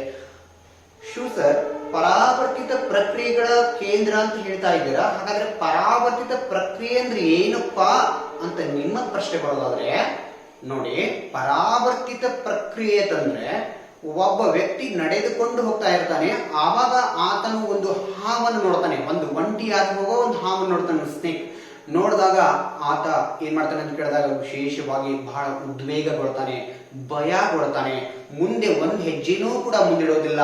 ಸ್ವಲ್ಪದರಲ್ಲಿ ಏನ್ ಮಾಡ್ತಾನೆ ಅಂತ ಕೇಳಿದಾಗ ಆ ಹಾವಿನಿಂದ ತನ್ನ ಕಾಲನ್ನ ಹಿಂದಕ್ಕೆ ತೆಗೆದು ಓಡಲು ಪ್ರಾರಂಭಿಸ್ತಾನೆ ಅಥವಾ ನಿಂತಲ್ಲಿ ನಿಂತ್ಕೊಂಡ್ ಬಿಡ್ತಾನೆ ಅದು ಹೋಗೋವರೆಗೂ. ಹೌದಾ? ಹೀಗೆ ಯಾಕೆ ಮಾಡ್ತಾನೆ ಸರ್? ನಾವು ನಾಗರ ಪಂಚಮಿಗೆ ಹಾವಿಗೆ ಹಾಲನ್ನ ಎರಿತಾ ಇದ್ದೇವೆ, ಅವನಿಗೆ ಖುಷಿ ಆಗ್ಬೇಕಾಗಿತ್ತಲ್ವಾ? ಅಯ್ಯೋ ನಾಗೇಶ ಬಂದ್ಬಿಟ್ಟು ಕೈ ಮುಗಿಬೇಕಾಗಿತ್ತಲ್ವಾ? ಸೊ ಹೀಗೆ ಯಾವುದೇ ಆಕ್ಟಿವಿಟಿಗಳನ್ನ ಮಾಡಲ್ಲ ಸ್ನೇಹಿತರೆ. ಯಾಕೆ ಅಂತ ಕೇಳಿದಾಗ ಆತನ ಮೆದುಳಿನಲ್ಲಿರ್ತಕ್ಕಂಥ ಜ್ಞಾನವಾಹಿ ನರಗಳು ಏನ್ ಹೇಳ್ತವೆ ಅಂತ ಕೇಳಿದಾಗ ಅದು ನಿನಗೆ ಅಪಾಯವನ್ನ ಮಾಡಬಹುದು ಅಂತ ಹೇಳ್ಬಿಟ್ಟು ಏನ್ ಮಾಡ್ತಾನೆ ಅಂತ ಕೇಳಿದಾಗ ನಮ್ಮ ಸೆನ್ಸರಿ ನರ್ವ್ಸ್ ಏನಿರ್ತಲ್ವಾ, ನಮ್ಮ ಜ್ಞಾನವಾಹಿ ನರ್ವ್ಸ್ಗಳು ಏನ್ ಮಾಡ್ತಾವೆ ಅಂತ ಕೇಳಿದಾಗ ವಿಶೇಷವಾಗಿ ನಮ್ಮನ್ನ ತಡೆಯುತ್ತವೆ. ಅಲ್ಲಿ ವಿಶೇಷವಾಗಿ ಕ್ರಿಯಾವಾಹಿ ನರಗಳು ಏನ್ ಮಾಡ್ತಾವೆ ಅಂತ ಕೇಳಿದಾಗ ಆಕ್ಟಿಂಗ್. ಅದಕ್ಕೆ ಪ್ರಚೋದನೆಗೆ ಪ್ರತಿಕ್ರಿಯೆ. ಪ್ರಚೋದನೆ ಏನಿದೆ ಇಲ್ಲಿ, ಹಾವು ಅಡ್ಡ ಬಂದಿರುವುದು ಪ್ರಚೋದನೆ. ಪ್ರತಿಕ್ರಿಯೆ ಏನು ನಮ್ದು? ಖುಷಿ ಆಗೋದಿಲ್ಲ, ಅದ್ರ ಮೇಲೆ ಕಾಲಿಟ್ಕೊಂಡು ಡ್ಯಾನ್ಸ್ ಮಾಡೋದಿಲ್ಲ, ಅದನ್ನ ಹಾಗೆ ಕ್ರಾಸ್ ಮಾಡಿ ಓಡೋಗೋದಿಲ್ಲ. ಆದ್ರೆ ನಮ್ಮ ಪ್ರತಿಕ್ರಿಯೆ ಏನಿರುತ್ತೆ ಅಂತ ಕೇಳಿದಾಗ ನಾವು ಹಿಂದಕ್ಕೆ ಓಡಿ ಹೋಗ್ತೇವೆ. ಹೌದಲ್ವಾ? ಸೊ ಹಾಗಾಗಿ ಈ ಪ್ರತಿಕ್ರಿಯೆ ಮಾಡ್ತಕ್ಕಂಥ ಯಾವ್ದು ಕೇಳಿದಾಗ ಕ್ರಿಯಾವಾಹಿ ನರಗಳ ಒಂದು ಸಂದೇಶದ ಮೂಲಕ. ಈ ಎರಡು ಕನೆಕ್ಷನ್ ಪಾಯಿಂಟ್ ಯಾವುದು ಅಂತ ಕೇಳಿದಾಗ ಅದುವೇ ಮೆದುಳು ಬಳ್ಳಿ. ನೋಡಿ, ಪ್ರಚೋದನೆ ಮತ್ತು ಪ್ರತಿಕ್ರಿಯೆಗಳು ನಡೆಯುವ ಒಂದು ಸ್ಥಾನ ಎಲ್ಲಿದೆ ಅಂತ ಕೇಳಿದಾಗ ಪರಾವರ್ತಿತ ಪ್ರಕ್ರಿಯೆಯಲ್ಲಿದೆ, ಅದರ ಕೇಂದ್ರವೇ ಮೆದುಳು ಬಳ್ಳಿ ಅಂತ ಹೇಳ್ತಾ ಇದ್ದೇವೆ. ಇದು ಒಂದು ಉದಾಹರಣೆ ಸ್ನೇಹಿತರೆ. ಇನ್ನೊಂದು ಉದಾಹರಣೆ ಬಹಳ ಈಸಿಯಾಗಿ ತಿಳ್ಕೊಳ್ಬಹುದು. ಒಬ್ಬ ವ್ಯಕ್ತಿ ಏನಾದ್ರೂ ಕೆಲಸ ಮಾಡುವಾಗ ಅಥವಾ ಸ್ನಾನ ಮಾಡಬೇಕಾದ್ರೆ ನೀರನ್ನ ನಿಮ್ಮ ಮನೆಯಲ್ಲಿ ಬಿಸಿ ಮಾಡ್ಲಿಕ್ಕೆ ಇಟ್ಟಿರ್ತಾರೆ. ಅದು ಬಿಸಿ ಎಷ್ಟಾಗಿದೆ ಅಂತ ಹೇಳಿ ನೀವು ಚೆಕ್ ಮಾಡಿ ಹೋಗ್ತೀರಿ. ನೋಡಿ, ಕೈಯಿಂದ ಹಾಕಿ ಚೆಕ್ ಮಾಡಕ್ ಹೋಗ್ತೀರಾ.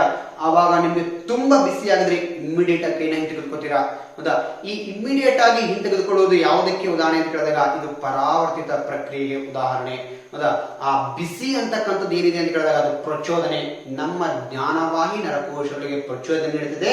ಇದು ಬಿಸಿ ನೀರಿದೆ, ನೀನು ಕೈಯನ್ನ ಹಿಂದಕ್ಕೆ ತೆಗೆದುಕೋ ಅಂತಕ್ಕಂಥದ್ದು. ಹಾಗಾಗಿ ನಾವು ಬಿಸಿ ನೀರಿದ್ರು ಕೂಡ ಅದರಲ್ಲಿ ಆರಾಮಾಗಿ ಸ್ನಾನ ಮಾಡ್ಲಿಕ್ಕೆ ಆಗೋದಿಲ್ಲ ಸ್ನೇಹಿತರೆ. ಅದಕ್ಕೆ ನಾವು ನಮ್ಮ ಮೆದುಳಿನಲ್ಲಿರ್ತಕ್ಕಂಥ ಕ್ರಿಯಾವಾಹಿ ನರಕೋಶಗಳು ಏನ್ ಮಾಡ್ತೇವೆ ಅಂತ ಕೇಳಿದಾಗ ಅದಕ್ಕೆ ಪ್ರತಿಕ್ರಿಯೆಯನ್ನು ನೀಡುತ್ತವೆ. ಏನು ಪ್ರತಿಕ್ರಿಯೆ ಅಂತ ಕೇಳಿದಾಗ ನಮ್ಮ ಕೈಗಳನ್ನ ಹಿಂದಕ್ಕೆ ತೆಗೆದುಕೊಳ್ಳುವುದು ಒಂದು. ನೆಕ್ಸ್ಟ್, ಈ ಮೆದುಳು ಬಳ್ಳಿಯ ಮೂಲಕ ಎಷ್ಟು ಜೊತೆ ಸ್ಪೈನಲ್ ನರ್ವ್ಸ್ ಅಂತ ಕರಿತೇವೆ, ಮೆದುಳು ಬಳ್ಳಿ ನರಗಳು ಹೊರಡುತ್ತವೆ ಅಂತ ಕೇಳಿದಾಗ 31 ಜೊತೆ ಮೆದುಳು ಬಳ್ಳಿ ನರಗಳು ಇದರ ಮೂಲಕ ಹೊರಡುತ್ತವೆ ಸ್ನೇಹಿತರೆ. This is also very very important. Next ನೋಡ್ತಾ ಹೋಗೋಣ, ಮುಮ್ಮೆದುಳಿನ ಇನ್ನೊಂದು ಭಾಗವನ್ನ ನೋಡ್ತಾ ಹೋಗೋಣ, ಡೈಎನ್ಸೆಫಾಲಾನ್ ಸ್ನೇಹಿತರೆ. ಈ ಡೈಎನ್ಸೆಫಾಲಾನ್ ನಲ್ಲಿ ಎರಡು ಭಾಗಗಳು ಕಂಡು ಬರ್ತವೆ. ಮೇಲ್ಭಾಗಕ್ಕೆ ಥಲಾಮಸ್ ಅಂತ ಕರಿತೇವೆ, ಕೆಳಭಾಗಕ್ಕೆ ಹೈಪೋಥಲಾಮಸ್ ಅಂತ ಕರಿತಾ ಇದ್ದೇವೆ. ಇದು ಏನಂತ ಕೇಳಿದಾಗ ಸೊ ಇದು guiding area of our nervous system ಅಥವಾ ಸೆನ್ಸರಿ ಸಿಸ್ಟಮ್ ಅಂತ ಕರಿತೇವೆ. ನಮ್ಮ ದೇಹದ ಜ್ಞಾನೇಂದ್ರಿಯಗಳಿಗೆ ಗೈಡೆನ್ಸ್ ಅನ್ನು ನೀಡತಕ್ಕಂಥದ್ದು, ಸಂದೇಶಗಳನ್ನು ನೀಡತಕ್ಕಂಥದ್ದು. ಅದಕ್ಕೆ ಒಂದು ಬಹಳ ಪ್ರಮುಖವಾಗಿ ಇನ್ಸ್ಟ್ರಕ್ಟರ್ ಆಗಿ ಕಾರ್ಯ ಮಾಡ್ತಕ್ಕಂಥದ್ದು ಯಾರಂತ ಕೇಳಿದಾಗ ಥಲಾಮಸ್. ಹೌದಾ? ನಮ್ಮ ಜ್ಞಾನವಾಹಿ ನರಕೋಶಗಳು ಸರಿಯಾಗಿ ಕಾರ್ಯ ಮಾಡಲಿಕ್ಕೆ ಡೈರೆಕ್ಷನ್ ಯಾರು ಕೊಡ್ತಾರೆ ಅಂತ ಕೇಳಿದಾಗ ಥಲಾಮಸ್ ಅಂತಕ್ಕಂಥ ಒಂದು ಅಂಗ ಕೊಡ್ತಾ ಇದೆ. ಇದು ಡೈಎನ್ಸೆಫಾಲಾನ್ ಕೆಳಭಾಗದಲ್ಲಿ ಕಂಡು ಬರುತ್ತದೆ ಅಥವಾ 1ನೇ ಭಾಗವಾಗಿದೆ. Important.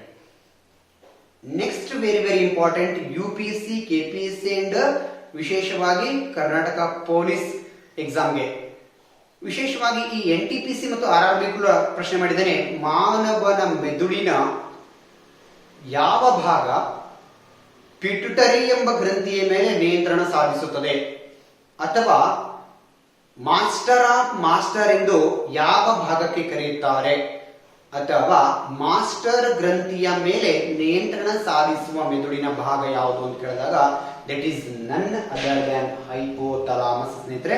Very very very important ನಿಮಗೆ ಕಾಂಪಿಟೇಟಿವ್ ಎಕ್ಸಾಮ್ಗೆ ಬಹಳ ಪ್ರಮುಖವಾಗಿ.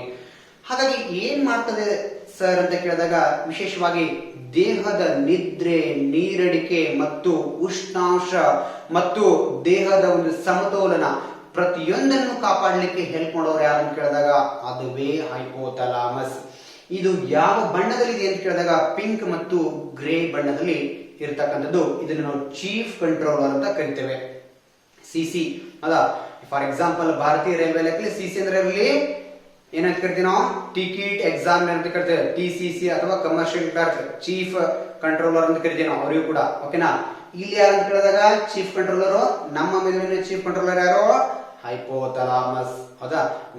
ನಮ್ಮ ನಿದ್ದೆ, ನೀರಡಿಕೆ ಮತ್ತು ದೇಹದ ಉಷ್ಣಾಂಶವನ್ನ ಪ್ರಮುಖವಾಗಿ ಕಂಟ್ರೋಲ್ ಮಾಡೋರು ಯಾರು ಅಂತ ಕೇಳಿದಾಗ hypothalamus. It is also called as master of master, Baap ಕಾ ಬಾಪ್ ಅಂತ ಹೇಳ್ತೇವೆ. That is what hypothalamus. ಇದು ಇಂಪಾರ್ಟೆಂಟ್ ಸ್ನೇಹಿತರೆ. ಯಾಕೆ ಅಂತ ಗೊತ್ತಾಯ್ತಲ್ಲ, ಮಾಸ್ಟರ್ ಆಫ್ ಮಾಸ್ಟರ್ ಅಂತ ಹೇಳಿ ಕ್ವಶನ್ ಮಾರ್ಕ್ ಇದೆ. ಯಾಕೆ ಅಂತ ಕಡೆ ಇಷ್ಟೆಲ್ಲ ಕಾರ್ಯವನ್ನ ಮಾಡೋದ್ರಿಂದ ನಾವೇನು ಕರಿತೇವೆ? ಮಾಸ್ಟರ್ ಆಫ್ ಮಾಸ್ಟರ್ ಅಂತ ಕರಿತೇವೆ. ನೆಕ್ಸ್ಟ್ ನೋಡ್ತಾ ಹೋಗೋಣ ಮಧ್ಯ ಮೆದುಳು ಸ್ನೇಹಿತರೆ.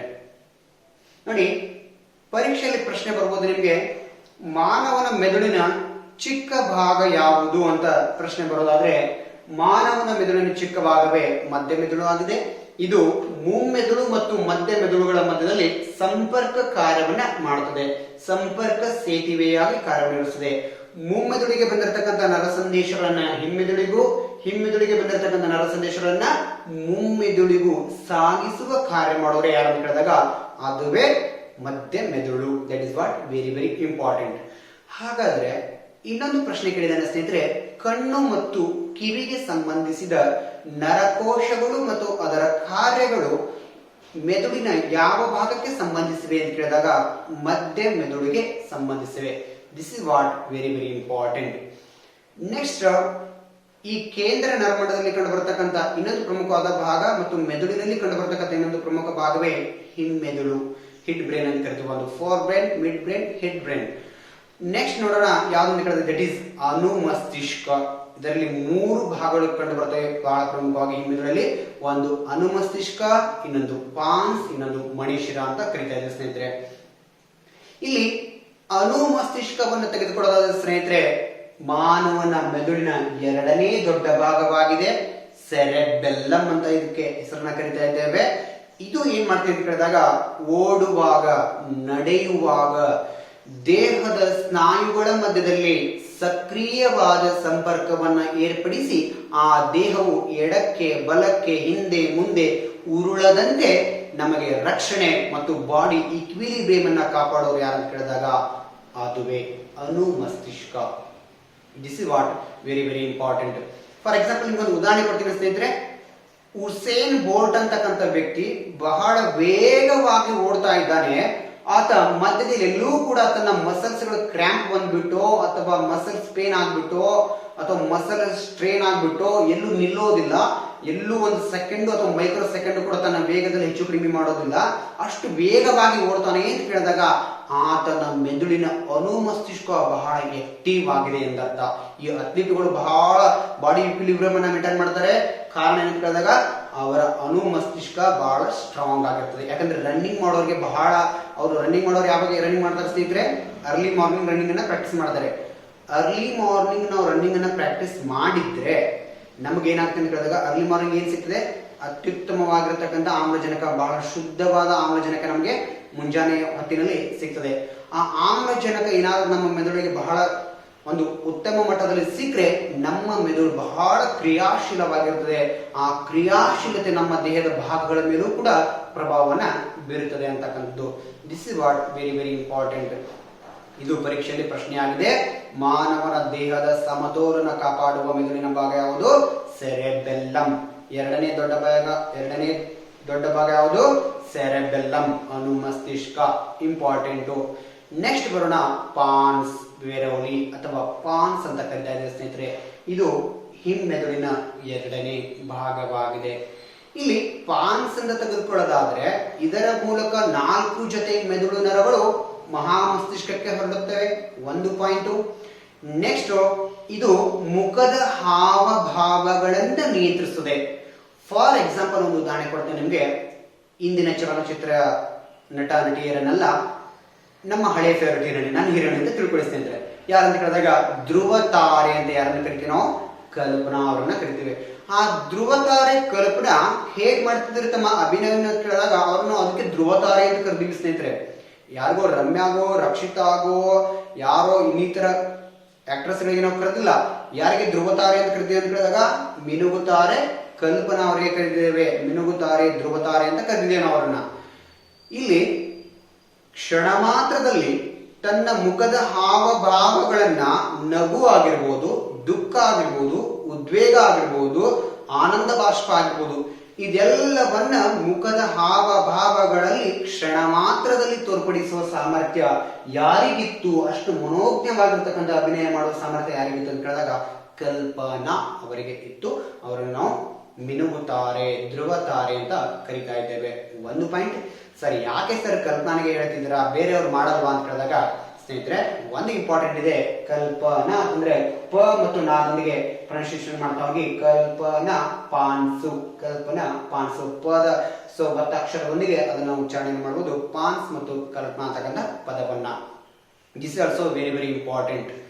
ನೆಕ್ಸ್ಟ್ ಬರೋಣ ಮಣಿಶಿರ. ನೋಡಿ, ಇದು ಹಿಮ್ಮೆದುಳಿನ 3ನೇ ಭಾಗವಾಗಿ ಕಂಡು ಬರುತ್ತದೆ. ವಿಶೇಷವಾಗಿ ಇದು ಮೆದುಳು ಬಳ್ಳಿಯಾಗಿ ಮುಂದುವರಿಯುತ್ತದೆ. ಇದು ಒಂದು ಇಂಪಾರ್ಟೆಂಟ್. ಹಾಗಾಗಿ ಮಣಿಶಿರ ಯಾಕೆ ಬೇಕು? ಮೆಡುಲ್ಲಾ ಆಂಬ್ಲಿಗೇಟಾ ಅಂತ ಕರಿತೇವೆ ನಾವು ಇದಕ್ಕೆ ಇಂಗ್ಲಿಷ್ ನಲ್ಲಿ. ಈ ಮೆಡುಲ್ಲಾ ಆಂಬ್ಲಿಗೇಟಾದ ಕಾರ್ಯವೇನು ಅಂತ ಕೇಳಿದಾಗ ಅನೈಚ್ಛಿಕ ಕಾರ್ಯಗಳನ್ನು ನಿಯಂತ್ರಿಸುತ್ತದೆ. ಫಾರ್ ಎಕ್ಸಾಂಪಲ್, ಜೀರ್ಣಾಂಗ ವ್ಯೂಹದ ಸ್ನಾಯುಗಳ ಚಲನೆ, ಉಸಿರಾಟ ವ್ಯೂಹದ ಚಲನೆ, ಅಥವಾ ಹೃದಯದ ಬಡಿತಗಳು, ಅಥವಾ ವಿಶೇಷವಾಗಿ ಶ್ವಾಸಾಂಗ ಪ್ರಕ್ರಿಯೆ, ಇದ್ಯಾವುದನ್ನು ಕೂಡ ನಮ್ಮ ನಿಯಂತ್ರಣಕ್ಕೆ ತೆಗೆದುಕೊಳ್ಳುವುದು ಬಹಳ ಬಹಳ ಬಹಳ ಕಷ್ಟವಾಗಿದೆ ಸ್ನೇಹಿತರೆ.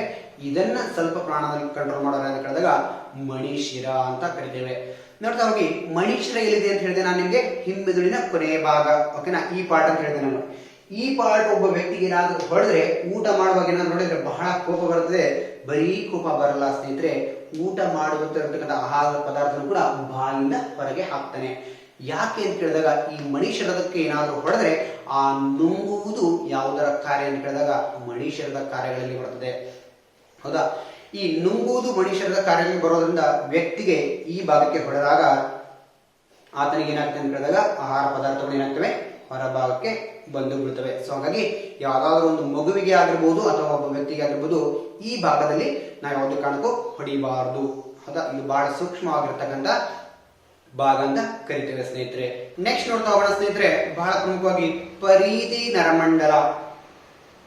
ನೋಡಿ, ಈ ಪರಿಧಿ ನರಮಂಡಲವನ್ನ ತೆಗೆದುಕೊಳ್ಳೋದಾದ್ರೆ ಇಲ್ಲಿ ಸಾಕಷ್ಟು ಪ್ರಮುಖ ಅಂಶಗಳು ಪರೀಕ್ಷಾ ದೃಷ್ಟಿಯಿಂದ ಕೇಳ್ತಾ ಹೋಗಿದ್ದೇನೆ.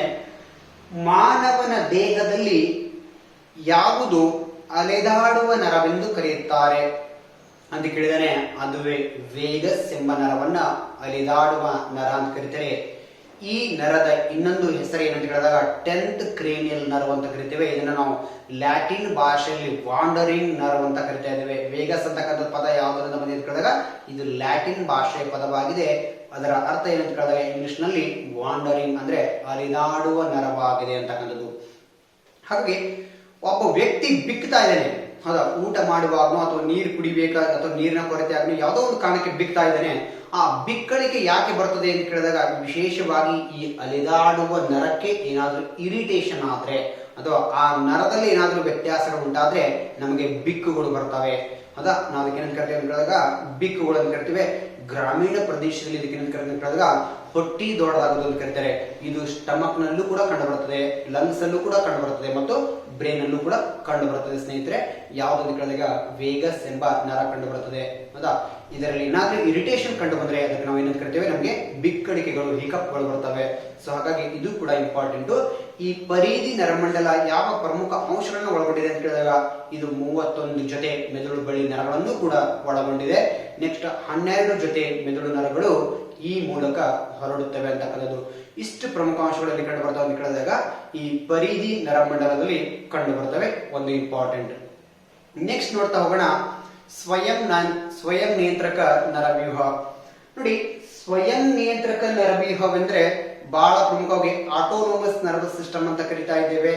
ಒಂದು ಇದರ ಅಡಿಯಲ್ಲಿ ಪ್ರಮುಖ ಅಂಶಗಳು ಬರ್ತಕ್ಕಂಥದ್ದು ಸಿಂಪಥೆಟಿಕ್ ಅಂಡ್ ಪ್ಯಾರಾಸಿಂಪಥೆಟಿಕ್ ಅಂತ ಕರಿತೇವೆ. ಅನುವೇದನಾ ವ್ಯೂಹ, ಪ್ಯಾರಾ ಅನುವೇದನಾ ವ್ಯೂಹ. ನೋಡಿ, ಅನುವೇದನಾ ವ್ಯೂಹದ ಸಂದೇಶದ ಮೂಲಕ ಒಬ್ಬ ವ್ಯಕ್ತಿ ಟ್ರಾವೆಲಿಂಗ್ ಮಾಡ್ತಾ ಇರ್ತಾನೆ. ಬೈಕ್ ಮೇಲೆ ನೀವೇ ಹೋಗ್ತಾ ಇರ್ತೀರಿ ಅಂತ ತಿಳ್ಕೊಳ್ಳಿ. ಓಕೆನಾ? ಹೋಗ್ಬೇಕಾದ್ರೆ ಯಾವ್ದಾದ್ರು ಒಂದು ಹೈ ಬೀಮ್ ಇರತಕ್ಕಂಥ ಒಂದು ಲಾರಿ ಲೈಟ್ ಏನ್ ಮಾಡ್ಕೋ ನಿಮ್ಮ ಕಣ್ಣಿನ ಮೇಲ್ಭಾಗದಲ್ಲಿ ಬಿದ್ದಾಗ ನಿಮ್ಗೆ ಏನಾಗುತ್ತೆ ಅಂತ ಕೇಳಿದಾಗ ಕ್ಷಣ ಮಾತ್ರಗಳ ಕಾಲ ಏನಾಗುತ್ತೆ ನಿಮಗೆ ಕಣ್ಣಿಗೆ ಕತ್ತಲು ಬರುತ್ತದೆ, ಮಂಜು ಕವಿಯುತ್ತದೆ. ಓಕೆನಾ? ಈ ಮಂಜು ಕವಿಯುವುದು ಬಹಳ ಸೆಕೆಂಡುಗಳ ಕಾಲ ಉಳಿಯೋದಿಲ್ಲ ಸ್ನೇಹಿತರೆ, ಬಹಳ ನಿಮಿಷಗಳ ಕಾಲ ಉಳಿಯೋದಿಲ್ಲ. ಇದಕ್ಕೆ ಕಾರಣವೇನು ಅಂತ ಕೇಳಿದಾಗ ಪ್ಯಾರಾ ಅನುವೇದನ ವ್ಯೂಹದ ಸಂದೇಶದ ಮೂಲಕ ವಿಶಾಲವಾಗಿರ್ತಕ್ಕಂಥ ಕಣ್ಣಿನ ಪಾಪೆಯು ಸಂಕುಚಿತವಾಗಿ ನಾರ್ಮಲ್ ಪೊಸಿಷನ್ಗೆ ಬಂದು ನಮಗೇನಾಗುತ್ತೆ ಅಂತ ಕೇಳಿದಾಗ ಕ್ಲಾರಿಟಿ ಸಿಗ್ತದೆ. ಇದೇ ವಾಹನ ಇದೆ, ನಾನು ಸೈಡ್ ತಗೋಬೇಕು ನನ್ನ ವಾಹನವನ್ನು ಅಂತ ಹೇಳ್ಬಿಟ್ಟು ನಾವು ಸೈಡ್ ತೆಗೆದುಕೋತೇವೆ. ಒಂದು ವೇಳೆ ಇಲ್ಲಿ ಏನಾದರೂ ಸ್ವಲ್ಪ ಗೊಂದಲ ಆದರೂ ಕೂಡ ಆಕ್ಸಿಡೆಂಟ್ ಆಗ್ತದೆ ಸ್ನೇಹಿತರೆ.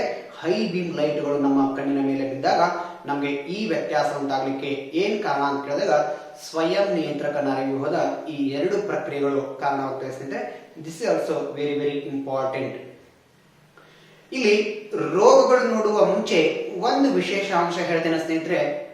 ಒಬ್ಬ ವ್ಯಕ್ತಿ 8 ಗಂಟೆಗಳ ಕಾಲ ಆರೋಗ್ಯಕರವಾಗಿ ನಿದ್ದೆಯನ್ನು ಮಾಡಿದ್ದಾನೆ, ಆದ್ರೂ ಕೂಡ ಆತನಿಗೆ ಆಕಳಿಕೆ ಬರ್ತಾ ಇದೆ. ಇದಕ್ಕೆ ಕಾರಣವೇನು? ಪ್ರಶ್ನೆ ನೋಡಿ ಹೇಗಿದೆ. 8 ಗಂಟೆಗಳ ಕಾಲ ಆರೋಗ್ಯಕರವಾಗಿ ನಿದ್ದೆ ಮಾಡಿದ್ದಾನೆ, ನೋ ಡಿಸ್ಟರ್ಬ್ಡ್ ಸ್ಲೀಪ್, ಯಾವುದೋ ಕಡೆ ತೊಂದರೆಯುಕ್ತವಾಗಿರ್ತಕ್ಕಂಥ ನಿದ್ರೆ ಅಲ್ಲ, ಅದು ಬಹಳ ಆರಾಮಾಗಿ ಮಲ್ಕೊಂಡಿದ್ದಾನೆ ರೂಮಲ್ಲಿ, ಯಾರು ಕೂಡ ಡಿಸ್ಟರ್ಬ್ ಮಾಡಿಲ್ಲ. ಆದ್ರೂ ಕೂಡ ಕ್ಲಾಸ್ಗೆ ಬಂದಾಗ ಆತ ಅತಿ ಹೆಚ್ಚು ಏನ್ ಮಾಡ್ತಿದ್ದಾನೆ ಅಂತ ಕೇಳಿದಾಗ ಆಕಳಿಕೆ ಮಾಡ್ತಿದ್ದಾನೆ, ತುಂಬಾ ಆಕಳಿಸ್ತಾ ಇದ್ದಾನೆ. ಯಾಕಪ್ಪ ಆಕಳಿಸ್ತೀಯ ಅಂತ ಕೇಳಿದಾಗ ಸರ್ ಗೊತ್ತಿಲ್ಲ ಸರ್, ಊಟ ಏನೋ ಹೆಚ್ಚು ಕಡಿಮೆ ಆಗಿರ್ಬೋದು. ನೋ, ಊಟನೂ ಕೂಡ ರೀಸನ್ ಆಗೋದಿಲ್ಲ. ಯಾಕೆ?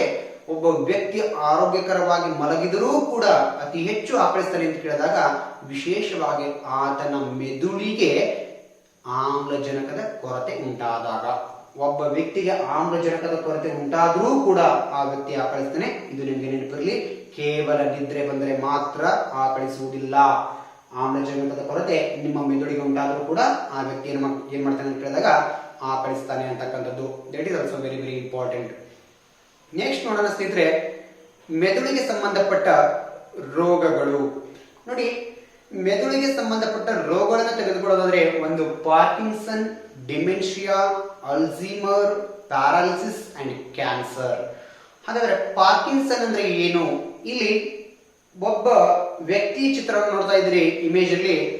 ಆತ ಏನೋ ಉಪಹಾರವನ್ನು ಸೇವನೆ ಮಾಡ್ತಾ ಇದ್ದಾನೆ, ಅದಕ್ಕೆ ಒಂದು ಕೈ ಇನ್ನೊಂದು ಕೈನ ಗಟ್ಟಿಯಾಗಿ ಹಿಡ್ಕೊಂಡಿದ್ದಾನೆ. ಯಾಕೆ ಹಿಡ್ಕೊಂಡಿದ್ದಾನೆ ಅಂತ ಕೇಳಿದಾಗ he is example for Parkinson disease patient. ಹೌದಾ? ಆತ ಪಾರ್ಕಿನ್ಸನ್ ರೋಗಯುಕ್ತ ವ್ಯಕ್ತಿಯಾಗಿದ್ದಾನೆ. ಕಾರಣವೆಂದರೆ ಪಾರ್ಕಿನ್ಸನ್ ರೋಗಿಯಲ್ಲಿ ತನ್ನ ದೇಹದ ಅಂಗಾಂಗಗಳು ಏನಾಗ್ತವೆ ಅಂತ ಕೇಳಿದಾಗ ಅನ್ಕಂಟ್ರೋಲ್ ಮೂವ್ಮೆಂಟ್ ಆಗ್ತವೆ, ಅನಿಯಂತ್ರಿತವಾಗಿ ಶೇಕ್ ಆಗ್ತವೆ, ಅನಿಯಂತ್ರಿತವಾಗಿ ಏನಾಗ್ತವೆ ಅಂತ ಕೇಳಿದಾಗ ವೈಬ್ರೇಷನ್ ಆಗ್ತವೆ. ಸೊ ವಿಶೇಷವಾಗಿ ಅವರನ್ನು ನಾವು ಅಚ್ಚ ಕನ್ನಡದಲ್ಲಿ ಹೇಳಿದ್ರೆ ಶೇಕ್ ಅಬ್ದುಲ್ಲಾ. ಫಾರ್ ಎಕ್ಸಾಂಪಲ್, ವ್ಯಕ್ತಿಯೊಬ್ಬ ನಡೆದಾಡುವಾಗ ಹೀಗೆ ಹೀಗೆ ಹೀಗೆ ತನ್ನ ಕತ್ತನ್ನು ಅಲಗಾಡಿಸ್ತಾ ಇದ್ರೆ ಅದಕ್ಕೆ ಏನಂತ ಕೇಳಿದಾಗ ಪಾರ್ಕಿನ್ಸನ್ ರೋಗಿ ಅಂತ ಕರೀತಾ ಇದ್ದೇವೆ. ಹಾಗಾಗಿ ಈ ಪಾರ್ಕಿನ್ಸನ್ ರೋಗದ ಬಗ್ಗೆ ಕೇಸ್ ಮಟ್ಟದಲ್ಲಿ ಪ್ರಶ್ನೆ ಏನೇ ಕೇಳಿದ್ದೇನೆ ಅಂತ ಕೇಳಿದಾಗ, ಪಾರ್ಕಿನ್ಸನ್ ಎಂಬ ರೋಗ ಅತಿ ಹೆಚ್ಚು ಯಾವ ಕ್ರೀಡಾಪಟುಗಳಲ್ಲಿ ಕಂಡು ಬರುತ್ತೆ ಅಂತ ಕೇಳಿದಾಗ ಬಾಕ್ಸರ್ಗಳಲ್ಲಿ ಕಂಡು ಬರುತ್ತದೆ. ಸ್ನೇಹಿತರೆ, ಯಾಕೆ ಬಾಕ್ಸರ್ಗಳಲ್ಲಿ ಪಾರ್ಕಿನ್ಸನ್ ಎಂಬ ರೋಗ ಅತಿ ಹೆಚ್ಚು ಕಂಡು ಬರುತ್ತೆ ಅಂತ ಕೇಳಿದಾಗ ಅವರ ಕ್ರೀಡಾ ಜೀವನದುದ್ದಕ್ಕೂ ಕೂಡ ಏನ್ ಮಾಡ್ತಾರೆ ಅಂತ ಕೇಳಿದಾಗ ಬಾಕ್ಸಿಂಗ್ ಕ್ರೀಡೆಯಲ್ಲಿ ಪಾಲ್ಗೊಳ್ತಾರೆ. ಒಂದು, ಅಲ್ಲಿ ಬಾಕ್ಸಿಂಗ್ ಕ್ರೀಡೆಯಲ್ಲಿ ಪಾಯಿಂಟ್ಸ್ ಗಳು ಹೇಗೆ ಕೌಂಟ್ ಆಗ್ತವೆ ಅಂತ ಕೇಳಿದಾಗ ಹೆಡ್ ಪಂಚ್ ಮಾಡೋದರ ಮೂಲಕ. ಹೌದಾ? ಒಬ್ಬ ಎದುರಾಳಿ ವ್ಯಕ್ತಿಗೆ ಹೆಡ್ ಪಂಚ್ ಮಾಡಿದ್ರೆ ಮಾತ್ರ ಅವ್ರಿಗೆ ಏನಾಗ್ತದೆ ಅಂತ ಕೇಳಿದಾಗ ವಿಶೇಷವಾಗಿ ಅವರಿಗೆ ಪಾಯಿಂಟ್ಸ್ ಗಳು ಸಿಗ್ತವೆ ಮತ್ತು ಅವರು ವಿನ್ನರ್ ಆಗ್ತಾರೆ. ಸೊ ಹಾಗಾಗಿ ಈ ಕ್ರೀಡೆಯಲ್ಲಿ ಅತಿ ಹೆಚ್ಚು ಪಾಲ್ಗೊಳ್ಳುವ ಕ್ರೀಡಾಪಟುಗಳು ಏನಾಗ್ತಾರೆ ಅಂತ ಕೇಳಿದಾಗ ವಯಸ್ಸಾದಂತೆ ಏನಾಗ್ತಾರೆ ಅಂತ ಕೇಳಿದಾಗ ಕ್ರಮೇಣವಾಗಿ ನರಕೋಶಗಳ ದೌರ್ಬಲ್ಯದಿಂದ ಪಾರ್ಕಿನ್ಸನ್ ರೋಗಕ್ಕೆ ತುತ್ತಾಗ್ತಾರೆ ಅಂತಕ್ಕಂಥದ್ದು. ಈ ರೋಗಕ್ಕೆ ತುತ್ತಾಗಿ ಇತ್ತೀಚೆಗೆ ಮರಣವನ್ನು ಅಪ್ಪಿದ ವಿಶ್ವ ಹೆವಿವೇಟ್ ಚಾಂಪಿಯನ್ ಬಾಕ್ಸರ್ ಯಾರು ಅಂತ ಕೇಳಿದಾಗ ಮೊಹಮ್ಮದ್ ಅಲಿ ಅಂತಕ್ಕಂಥ ವ್ಯಕ್ತಿ. ದಿಸ್ ಇಸ್ ಆಲ್ಸೋ ಎಕ್ಸಾಮ್ಡ್ ಕ್ವಶನ್ ಆಗಿರ್ತಕ್ಕಂಥದ್ದು. ನೆಕ್ಸ್ಟ್ ಬರೋಣ ಡಿಮೆನ್ಷಿಯಾ ಸ್ನೇಹಿತರೆ. ಡಿಮೆನ್ಷಿಯಾವನ್ನ ಮರೆವಿನ ಕಾಯಿಲೆ ಅಂತ ಕರಿತೇವೆ. ಇದು ಶುಗರ್ ಅಥವಾ ಡಯಾಬಿಟಿಸ್ ರೋಗದ ಉಪಲಕ್ಷಣವಾಗಿ ಕಂಡುಬರುತ್ತದೆ. ಇನ್ನೊಂದು ಪೆಲಾಗ್ರಾ ಎಂಬ ರೋಗದ ಉಪಲಕ್ಷಣವಾಗಿ ಕಂಡುಬರುತ್ತದೆ. ಒಂದು. ನೆಕ್ಸ್ಟ್ ಬರೋಣ ಅಲ್ಝೀಮರ್. ಅಲ್ಝೀಮರ್ ಎಂದರೆ ಇದು ಶಾಶ್ವತ ಮರೆವಿನ ಕಾಯಿಲೆ. ಬಹಳ ವ್ಯಕ್ತಿ ಏನ್ ಮಾಡ್ತಾನೆ ಅಂತ ಕೇಳಿದಾಗ ತನ್ನ ಪೂರ್ವಾಪರದ ಪ್ರತಿಯೊಂದು ವಿಚಾರಗಳನ್ನ ಅತಿ ಹೆಚ್ಚು ಮರೆವಿಗೆ ಉಂಟಾಗ್ತಕ್ಕಂಥ ಒಂದು ಕಾರಣ ಅಂತ ಕೇಳಿದಾಗ ದಟ್ ಈಸ್ ಅಲ್ಝೀಮರ್ ಕಾಯಿಲೆ ಅಂತ ಕರಿತಾ ಇದ್ದೇವೆ. ಅಂದ್ರೆ ಇದು ಕೂಡ ಮರೆವಿನ ಕಾಯಿಲೆ ಅಂತ ಕರಿತೇವೆ, ಲಾಸ್ ಆಫ್ ಮೆಮರಿ ಅಂತ ಕರಿತಾ ಇದ್ದೇವೆ. ನೆಕ್ಸ್ಟ್ ಇನ್ನೊಂದು ಪ್ಯಾರಾಲಿಸಿಸ್, ಪಾರ್ಶ್ವವಾಯು. ನೋಡಿ, ಪಾರ್ಶ್ವವಾಯು ಅಂತಂದ್ರೆ ಏನ್ ಕೇಳಿದಾಗ ಒಬ್ಬ ವ್ಯಕ್ತಿಗೆ ಬಲಭಾಗಕ್ಕೆ ಪೆಟ್ಟಾದ್ರೆ ಎಡಭಾಗಕ್ಕೆ ಪೆಟ್ಟಾದ್ರೆ ಬಲಭಾಗ ಏನಾಗ್ತದೆ ಅಂತ ಕೇಳಿದಾಗ ಊನವಾಗುವುದು, ಪ್ಯಾರಲೈಸ್ ಆಗುವುದು. ಇದಕ್ಕೆ ಕಾರಣ ಅಂತ ಕೇಳಿದಾಗ ಮಾನವನ ಮೆದುಳು ಬಳಿಯಿಂದ ಹೊರಡುವ ನರಕೋಶಗಳು ಬಲಭಾಗದ ನರಕೋಶಗಳು ಎಡಭಾಗದ ನರಕೋಶಗಳು ಬಲಭಾಗವನ್ನು ನಿಯಂತ್ರಣವನ್ನು ಮಾಡೋದ್ರಿಂದ ಇಲ್ಲಿ ಬಲಭಾಗಕ್ಕೆ ಪೆಟ್ಟಾದ್ರೆ ಎಡಭಾಗಕ್ಕೆ ಪೆಟ್ಟಾದ್ರೆ ಬಲಭಾಗ ಏನಾಗ್ತದೆ ಅಂತ ಕೇಳಿದಾಗ ಪ್ಯಾರಲೈಸ್ ಆಗುತ್ತದೆ. ಇದು ವಿಶೇಷವಾಗಿ ನಿಮಗೆ ಒಂದು ಇಂಪಾರ್ಟೆಂಟ್ ಪಾಯಿಂಟ್ ನೆನಪಿರಲಿ, ಈ ಪ್ಯಾರಾಲಿಸಿಸ್ ಅಥವಾ ಪಾರ್ಶ್ವವಾಯು ಅಂತಕ್ಕಂಥದ್ದು ಕೇವಲ ಆಕ್ಸಿಡೆಂಟ್ ಆದವರಿಗೆ ಅಥವಾ ತಲೆಗೆ ಪೆಟ್ಟಾದವರಿಗೆ ಮಾತ್ರ ಆಗ್ತದೆ ಅಂತ ತಿಳ್ಕೊಳ್ಳಿಕ್ಕೆ ಹೋಗ್ಬಿಡಿ. ಹೈಪರ್ ಟೆನ್ಷನ್, BP ಜಾಸ್ತಿ ಆದ್ರೂ ಕೂಡ ಪಾರ್ಶ್ವವಾಯುವ ಸಾಧ್ಯತೆ ಜಾಸ್ತಿ ಇರ್ತದೆ. ಈ ಪ್ಯಾರಾಲಿಸಿಸ್ಗೆ ಇನ್ನೊಂದು ಕಾರಣ ಏನಂತ ಹೇಳಿದಾಗ hypertension is also lot of responsible for paralysis ಅಂತ ಹೇಳ್ಬೋದು. ಬಹಳ ಪ್ರಮಾಣದಲ್ಲಿ ಇದು ಕೂಡ ಒಂದು ಕಾರಣವಾಗಿದೆ. ನೆಕ್ಸ್ಟ್ ಬರೋಣ ಕ್ಯಾನ್ಸರ್. ಸ್ನೇಹಿತರೆ ನೋಡಿ, ಕ್ಯಾನ್ಸರ್ ಅಂತ ತೆಗೆದುಕೊಳ್ಳೋದಾದ್ರೆ ವಿಶೇಷವಾಗಿ ಬ್ರೈನ್ ಕ್ಯಾನ್ಸರ್ ಅಂತ ಕರಿತೀವಿ. ಮೆದುಳಿನ ಕ್ಯಾನ್ಸರ್ ನಾವು ರಾಷ್ಟ್ರೀಯ ಆರೋಗ್ಯ ಕಾರ್ಯಕ್ರಮಗಳ ಅಡಿಯಲ್ಲಿ ನಾವು ನೋಡ್ತಾ ಹೇಳಿದ್ದೇನೆ. 1975 ಅಲ್ಲಿ ಏನ್ ಮಾಡಿದೆ ಅಂತ ಗವರ್ನಮೆಂಟ್ ಆಫ್ ಇಂಡಿಯಾ ಒಂದು ಪ್ರೋಗ್ರಾಮ್ ಲಾಂಚ್ ಮಾಡಿದೆ, ನ್ಯಾಷನಲ್ ಕ್ಯಾನ್ಸರ್ ಕಂಟ್ರೋಲ್ ಪ್ರೋಗ್ರಾಮ್ ಅಂತ ಹೇಳ್ಬಿಟ್ಟು 1975 ಮತ್ತು 76ರಲ್ಲಿ. ಅದರಲ್ಲಿ ಕಾರ್ಸಿನೋಮಾ ಅಂತ ನೋಡಿದ್ದೇವೆ. ಅಲ್ಲಿ ಕಾರ್ಸಿನೋಮಾ ಅಂತಕ್ಕಂಥ ವಿಶೇಷವಾಗಿ ಈ ಸೂಕ್ಷ್ಮವಾಗಿರ್ತಕ್ಕಂಥ ಅಂಗಾಂಶಗಳಲ್ಲಿ ಅಥವಾ ಸೂಕ್ಷ್ಮವಾಗಿರ್ತಕ್ಕಂಥ ಅಂಗಗಳಲ್ಲಿ ಕಂಡು ಬರ್ತಕ್ಕಂಥ ಕ್ಯಾನ್ಸರ್ ಯಾರು ಕಾರ್ಸಿನೋಮಾ ಅಂತ ಕರಿತೀವಿ. ಫಾರ್ ಎಕ್ಸಾಂಪಲ್ ಬ್ರೆಸ್ಟ್ ಕ್ಯಾನ್ಸರ್ ಆಗಿರ್ಬೋದು, ಲಂಗ್ ಕ್ಯಾನ್ಸರ್ ಆಗಿರ್ಬೋದು, ಇನ್ನೊಂದು ಬ್ರೈನ್ ಕ್ಯಾನ್ಸರ್ ಆಗಿರ್ಬೋದು. ವ್ಯಕ್ತಿಗೆ ಏನಾಗುತ್ತೆ ಅಂತ ಹೇಳಿದಾಗ ಮೆದುಳಿನ ನರಕೋಶಗಳಲ್ಲಿ ಅನಿಯಂತ್ರಿತವಾಗಿ ಕೋಶಗಳ ಉತ್ಪತ್ತಿಯಾಗುವುದರ ಮೂಲಕ ಕೂಡ ಬ್ರೈನ್ ಕ್ಯಾನ್ಸರ್ಗೆ ಕಾರಣವಾಗ್ತದೆ ಒಂದು. ಹಾಗಾಗಿ ಮೆದುಳಿನ ನರಕೋಶಗಳಲ್ಲಿ ಏನಾದರೂ ರಕ್ತ ಜಿನುಗಿ ಆ ನರಕೋಶಗಳಿಂದ ಹೊರಬಂದರೆ ಏನಾಗ್ತದೆ ಅಂತ ಕೇಳಿದಾಗ ಬ್ರೈನ್ ಹ್ಯಾಮರೇಜ್ ಅಂತ ಕರಿತೀವಿ. ಅಲ್ಲಿ ಬ್ಲಡ್ ಕ್ಲಾಟಿಂಗ್ ಆಗ್ತದೆ. ಅಲ್ಲಿ ವಿಶೇಷವಾಗಿ ಒಂದೇ ಒಂದು ಮೈಕ್ರೋ ಮಾಲಿಕ್ಯೂಲ್ ನಷ್ಟು ಕೂಡ ಬ್ಲಡ್ ಕ್ಲಾಟಿಂಗ್ ಆದ್ರೂ ಕೂಡ ಎಷ್ಟೋ ನರ್ವಸ್ ಫಂಕ್ಷನ್ಗಳು ಏನಾಗ್ತದೆ ಅಂತ ಕೇಳಿದಾಗ ಡಿಸ್ಫಂಕ್ಷನ್ ಆಗ್ತವೆ, ತನ್ನ ಫಂಕ್ಷನ್ ಅನ್ನ ಮಾಡೋದಿಲ್ಲ. ವಿಶೇಷವಾಗಿ ಅದು ಬಹಳ ಪ್ರಮುಖವಾಗಿರ್ತಕ್ಕಂಥ ಅಂಶ ಅಂತ ಕರಿತೇವೆ.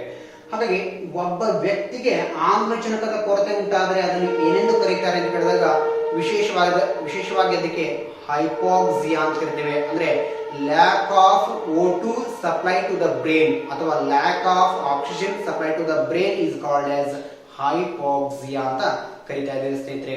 ವಿಶೇಷವಾಗಿ ಈ ಕೊರೋನಾ ಪೇಷಂಟ್ ರೋಗಿಗಳಲ್ಲಿ ಇದೇ ಆಗ್ತಾ ಇದೆ ಅಂತಕ್ಕಂಥದ್ದು. ಯಾವ ವ್ಯಕ್ತಿಗೆ ಉಸಿರನ್ನು ತೆಗೆದುಕೊಳ್ಳಲಿಕ್ಕೆ ಕಷ್ಟವಾಗ್ತದೋ ಆವಾಗ ಏನಾಗ್ತದೆ ಅಂತ ಹೇಳಿದಾಗ ಆತನಲ್ಲಿ ಆಮ್ಲಜನಕದ ಕೊರತೆ ಕಡಿಮೆ ಆಗ್ತಾ ಬರ್ತದೆ. ಅಂದ್ರೆ ಸ್ಯಾಚುರೇಷನ್ ಆಫ್ ಆಕ್ಸಿಜನ್ ಪ್ರಮಾಣ ಏನಾಗ್ತದೆ ಅಂತ ಹೇಳಿದಾಗ ತೆಗೆದುಕೊಳ್ಳುವ ಪ್ರಮಾಣ ಕಡಿಮೆ ಆಗ್ತದೆ. ಇದರಿಂದ ಏನಾಗ್ತದೆ ಅಂತ ಹೇಳಿದಾಗ ಮೆದುಳಿನ ನರಕೋಶಗಳು ದೌರ್ಬಲ್ಯಗೊಳ್ಳುತ್ತವೆ ಅಂತಕ್ಕಂಥದ್ದು. ಇದು ಒಂದು ಬಹಳ ಪ್ರಮುಖವಾಗಿ ಯಾವ ವ್ಯಕ್ತಿಗೆ ನೀವು ಕತ್ತಿಗೆ ಏನಾದರೂ ಒಂದು ವೈರ್ ಮೂಲಕನೋ ಹಗ್ಗದ ಮೂಲಕನೋ ಅಥವಾ ಈ ಫಾರ್ ಎಕ್ಸಾಂಪಲ್ ಈ ಹ್ಯಾಂಗಿಂಗ್ ಮಾಡ್ಕೊಂಡಿರ್ತಾರಲ್ವಾ, ನೇಣನ್ನು ಹಾಕೊಂಡಿರ್ತಾರಲ್ವಾ, ಯಾವ್ದಾದ್ರು ಸುಸೈಡ್ ಅಟೆಂಪ್ಟ್ಗಳಲ್ಲಿ ನೇಣು ಹಾಕೊಂಡಿರ್ತಾರಲ್ವಾ, ಆ ನೇಣು ಹಾಕಿಕೊಂಡಿರ್ತಕ್ಕಂಥ ವ್ಯಕ್ತಿಯ ದೇಹ ನೀಲಿ ಬಣ್ಣಕ್ಕೆ ತಿರುಗಲು ಕಾರಣವೇನು ಅಂತ ಎಕ್ಸಾಮ್ ಅಲ್ಲಿ ಪ್ರಶ್ನೆ ಆಗಿದೆ. ಏನು ಕಾರಣ ಅಂತ ಕೇಳಿದಾಗ ಆತನ ದೇಹದಲ್ಲಿ ಆಮ್ಲಜನಕದ ಕೊರತೆಯಿಂದ ಇಂಗಾಲ ಆಮ್ಲಯುಕ್ತ ರಕ್ತವು ದೇಹದೆಡೆಗೆ ಪರಿಪೂರ್ಣವಾಗಿ ಸಪ್ಲೈ ಆಗಿ ಅದೇನಾಗುತ್ತೆ ಅಂತ ಕೇಳಿದಾಗ ಮಾನವನ ದೇಹದ ವಿವಿಧ ಭಾಗಗಳು ನೀಲಿ ಬಣ್ಣವಾಗಿ ಗೋಚರವಾಗಲಿಕ್ಕೆ ಕಾರಣವಾಗ್ತದೆ. ಅಂದ್ರೆ ರಕ್ತದಲ್ಲಿ ಶುದ್ಧ ರಕ್ತದ ಪ್ರಮಾಣ ಕಡಿಮೆಯಾಗುವುದು, ಆಮ್ಲಜನಕದ ಪ್ರಮಾಣ ಕಡಿಮೆಯಾಗುವುದು ಇದಕ್ಕೆ ಕಾರಣ ಅಂತ ಕರಿತಾ ಇದ್ದೇವೆ ಸ್ನೇಹಿತರೆ. ಇಷ್ಟು ಮಾನವನ ಮೆದುಳಿನ ಅತ್ಯಂತ ಪ್ರಮುಖ ಅಂಶಗಳು. ಇನ್ನೊಂದು ಬಹಳ ಪ್ರಮುಖವಾದ ವಿಡಿಯೋದೊಂದಿಗೆ ನಾವು ನೆಕ್ಸ್ಟ್ ಕ್ಲಾಸ್ ಅಲ್ಲಿ ಸಿಗ್ತೇನೆ ಅಂತಕ್ಕಂಥ ಮಾತನಾಡ್ತಾ ಎಲ್ಲರಿಗೂ ಕೂಡ ಥ್ಯಾಂಕ್ಸ್.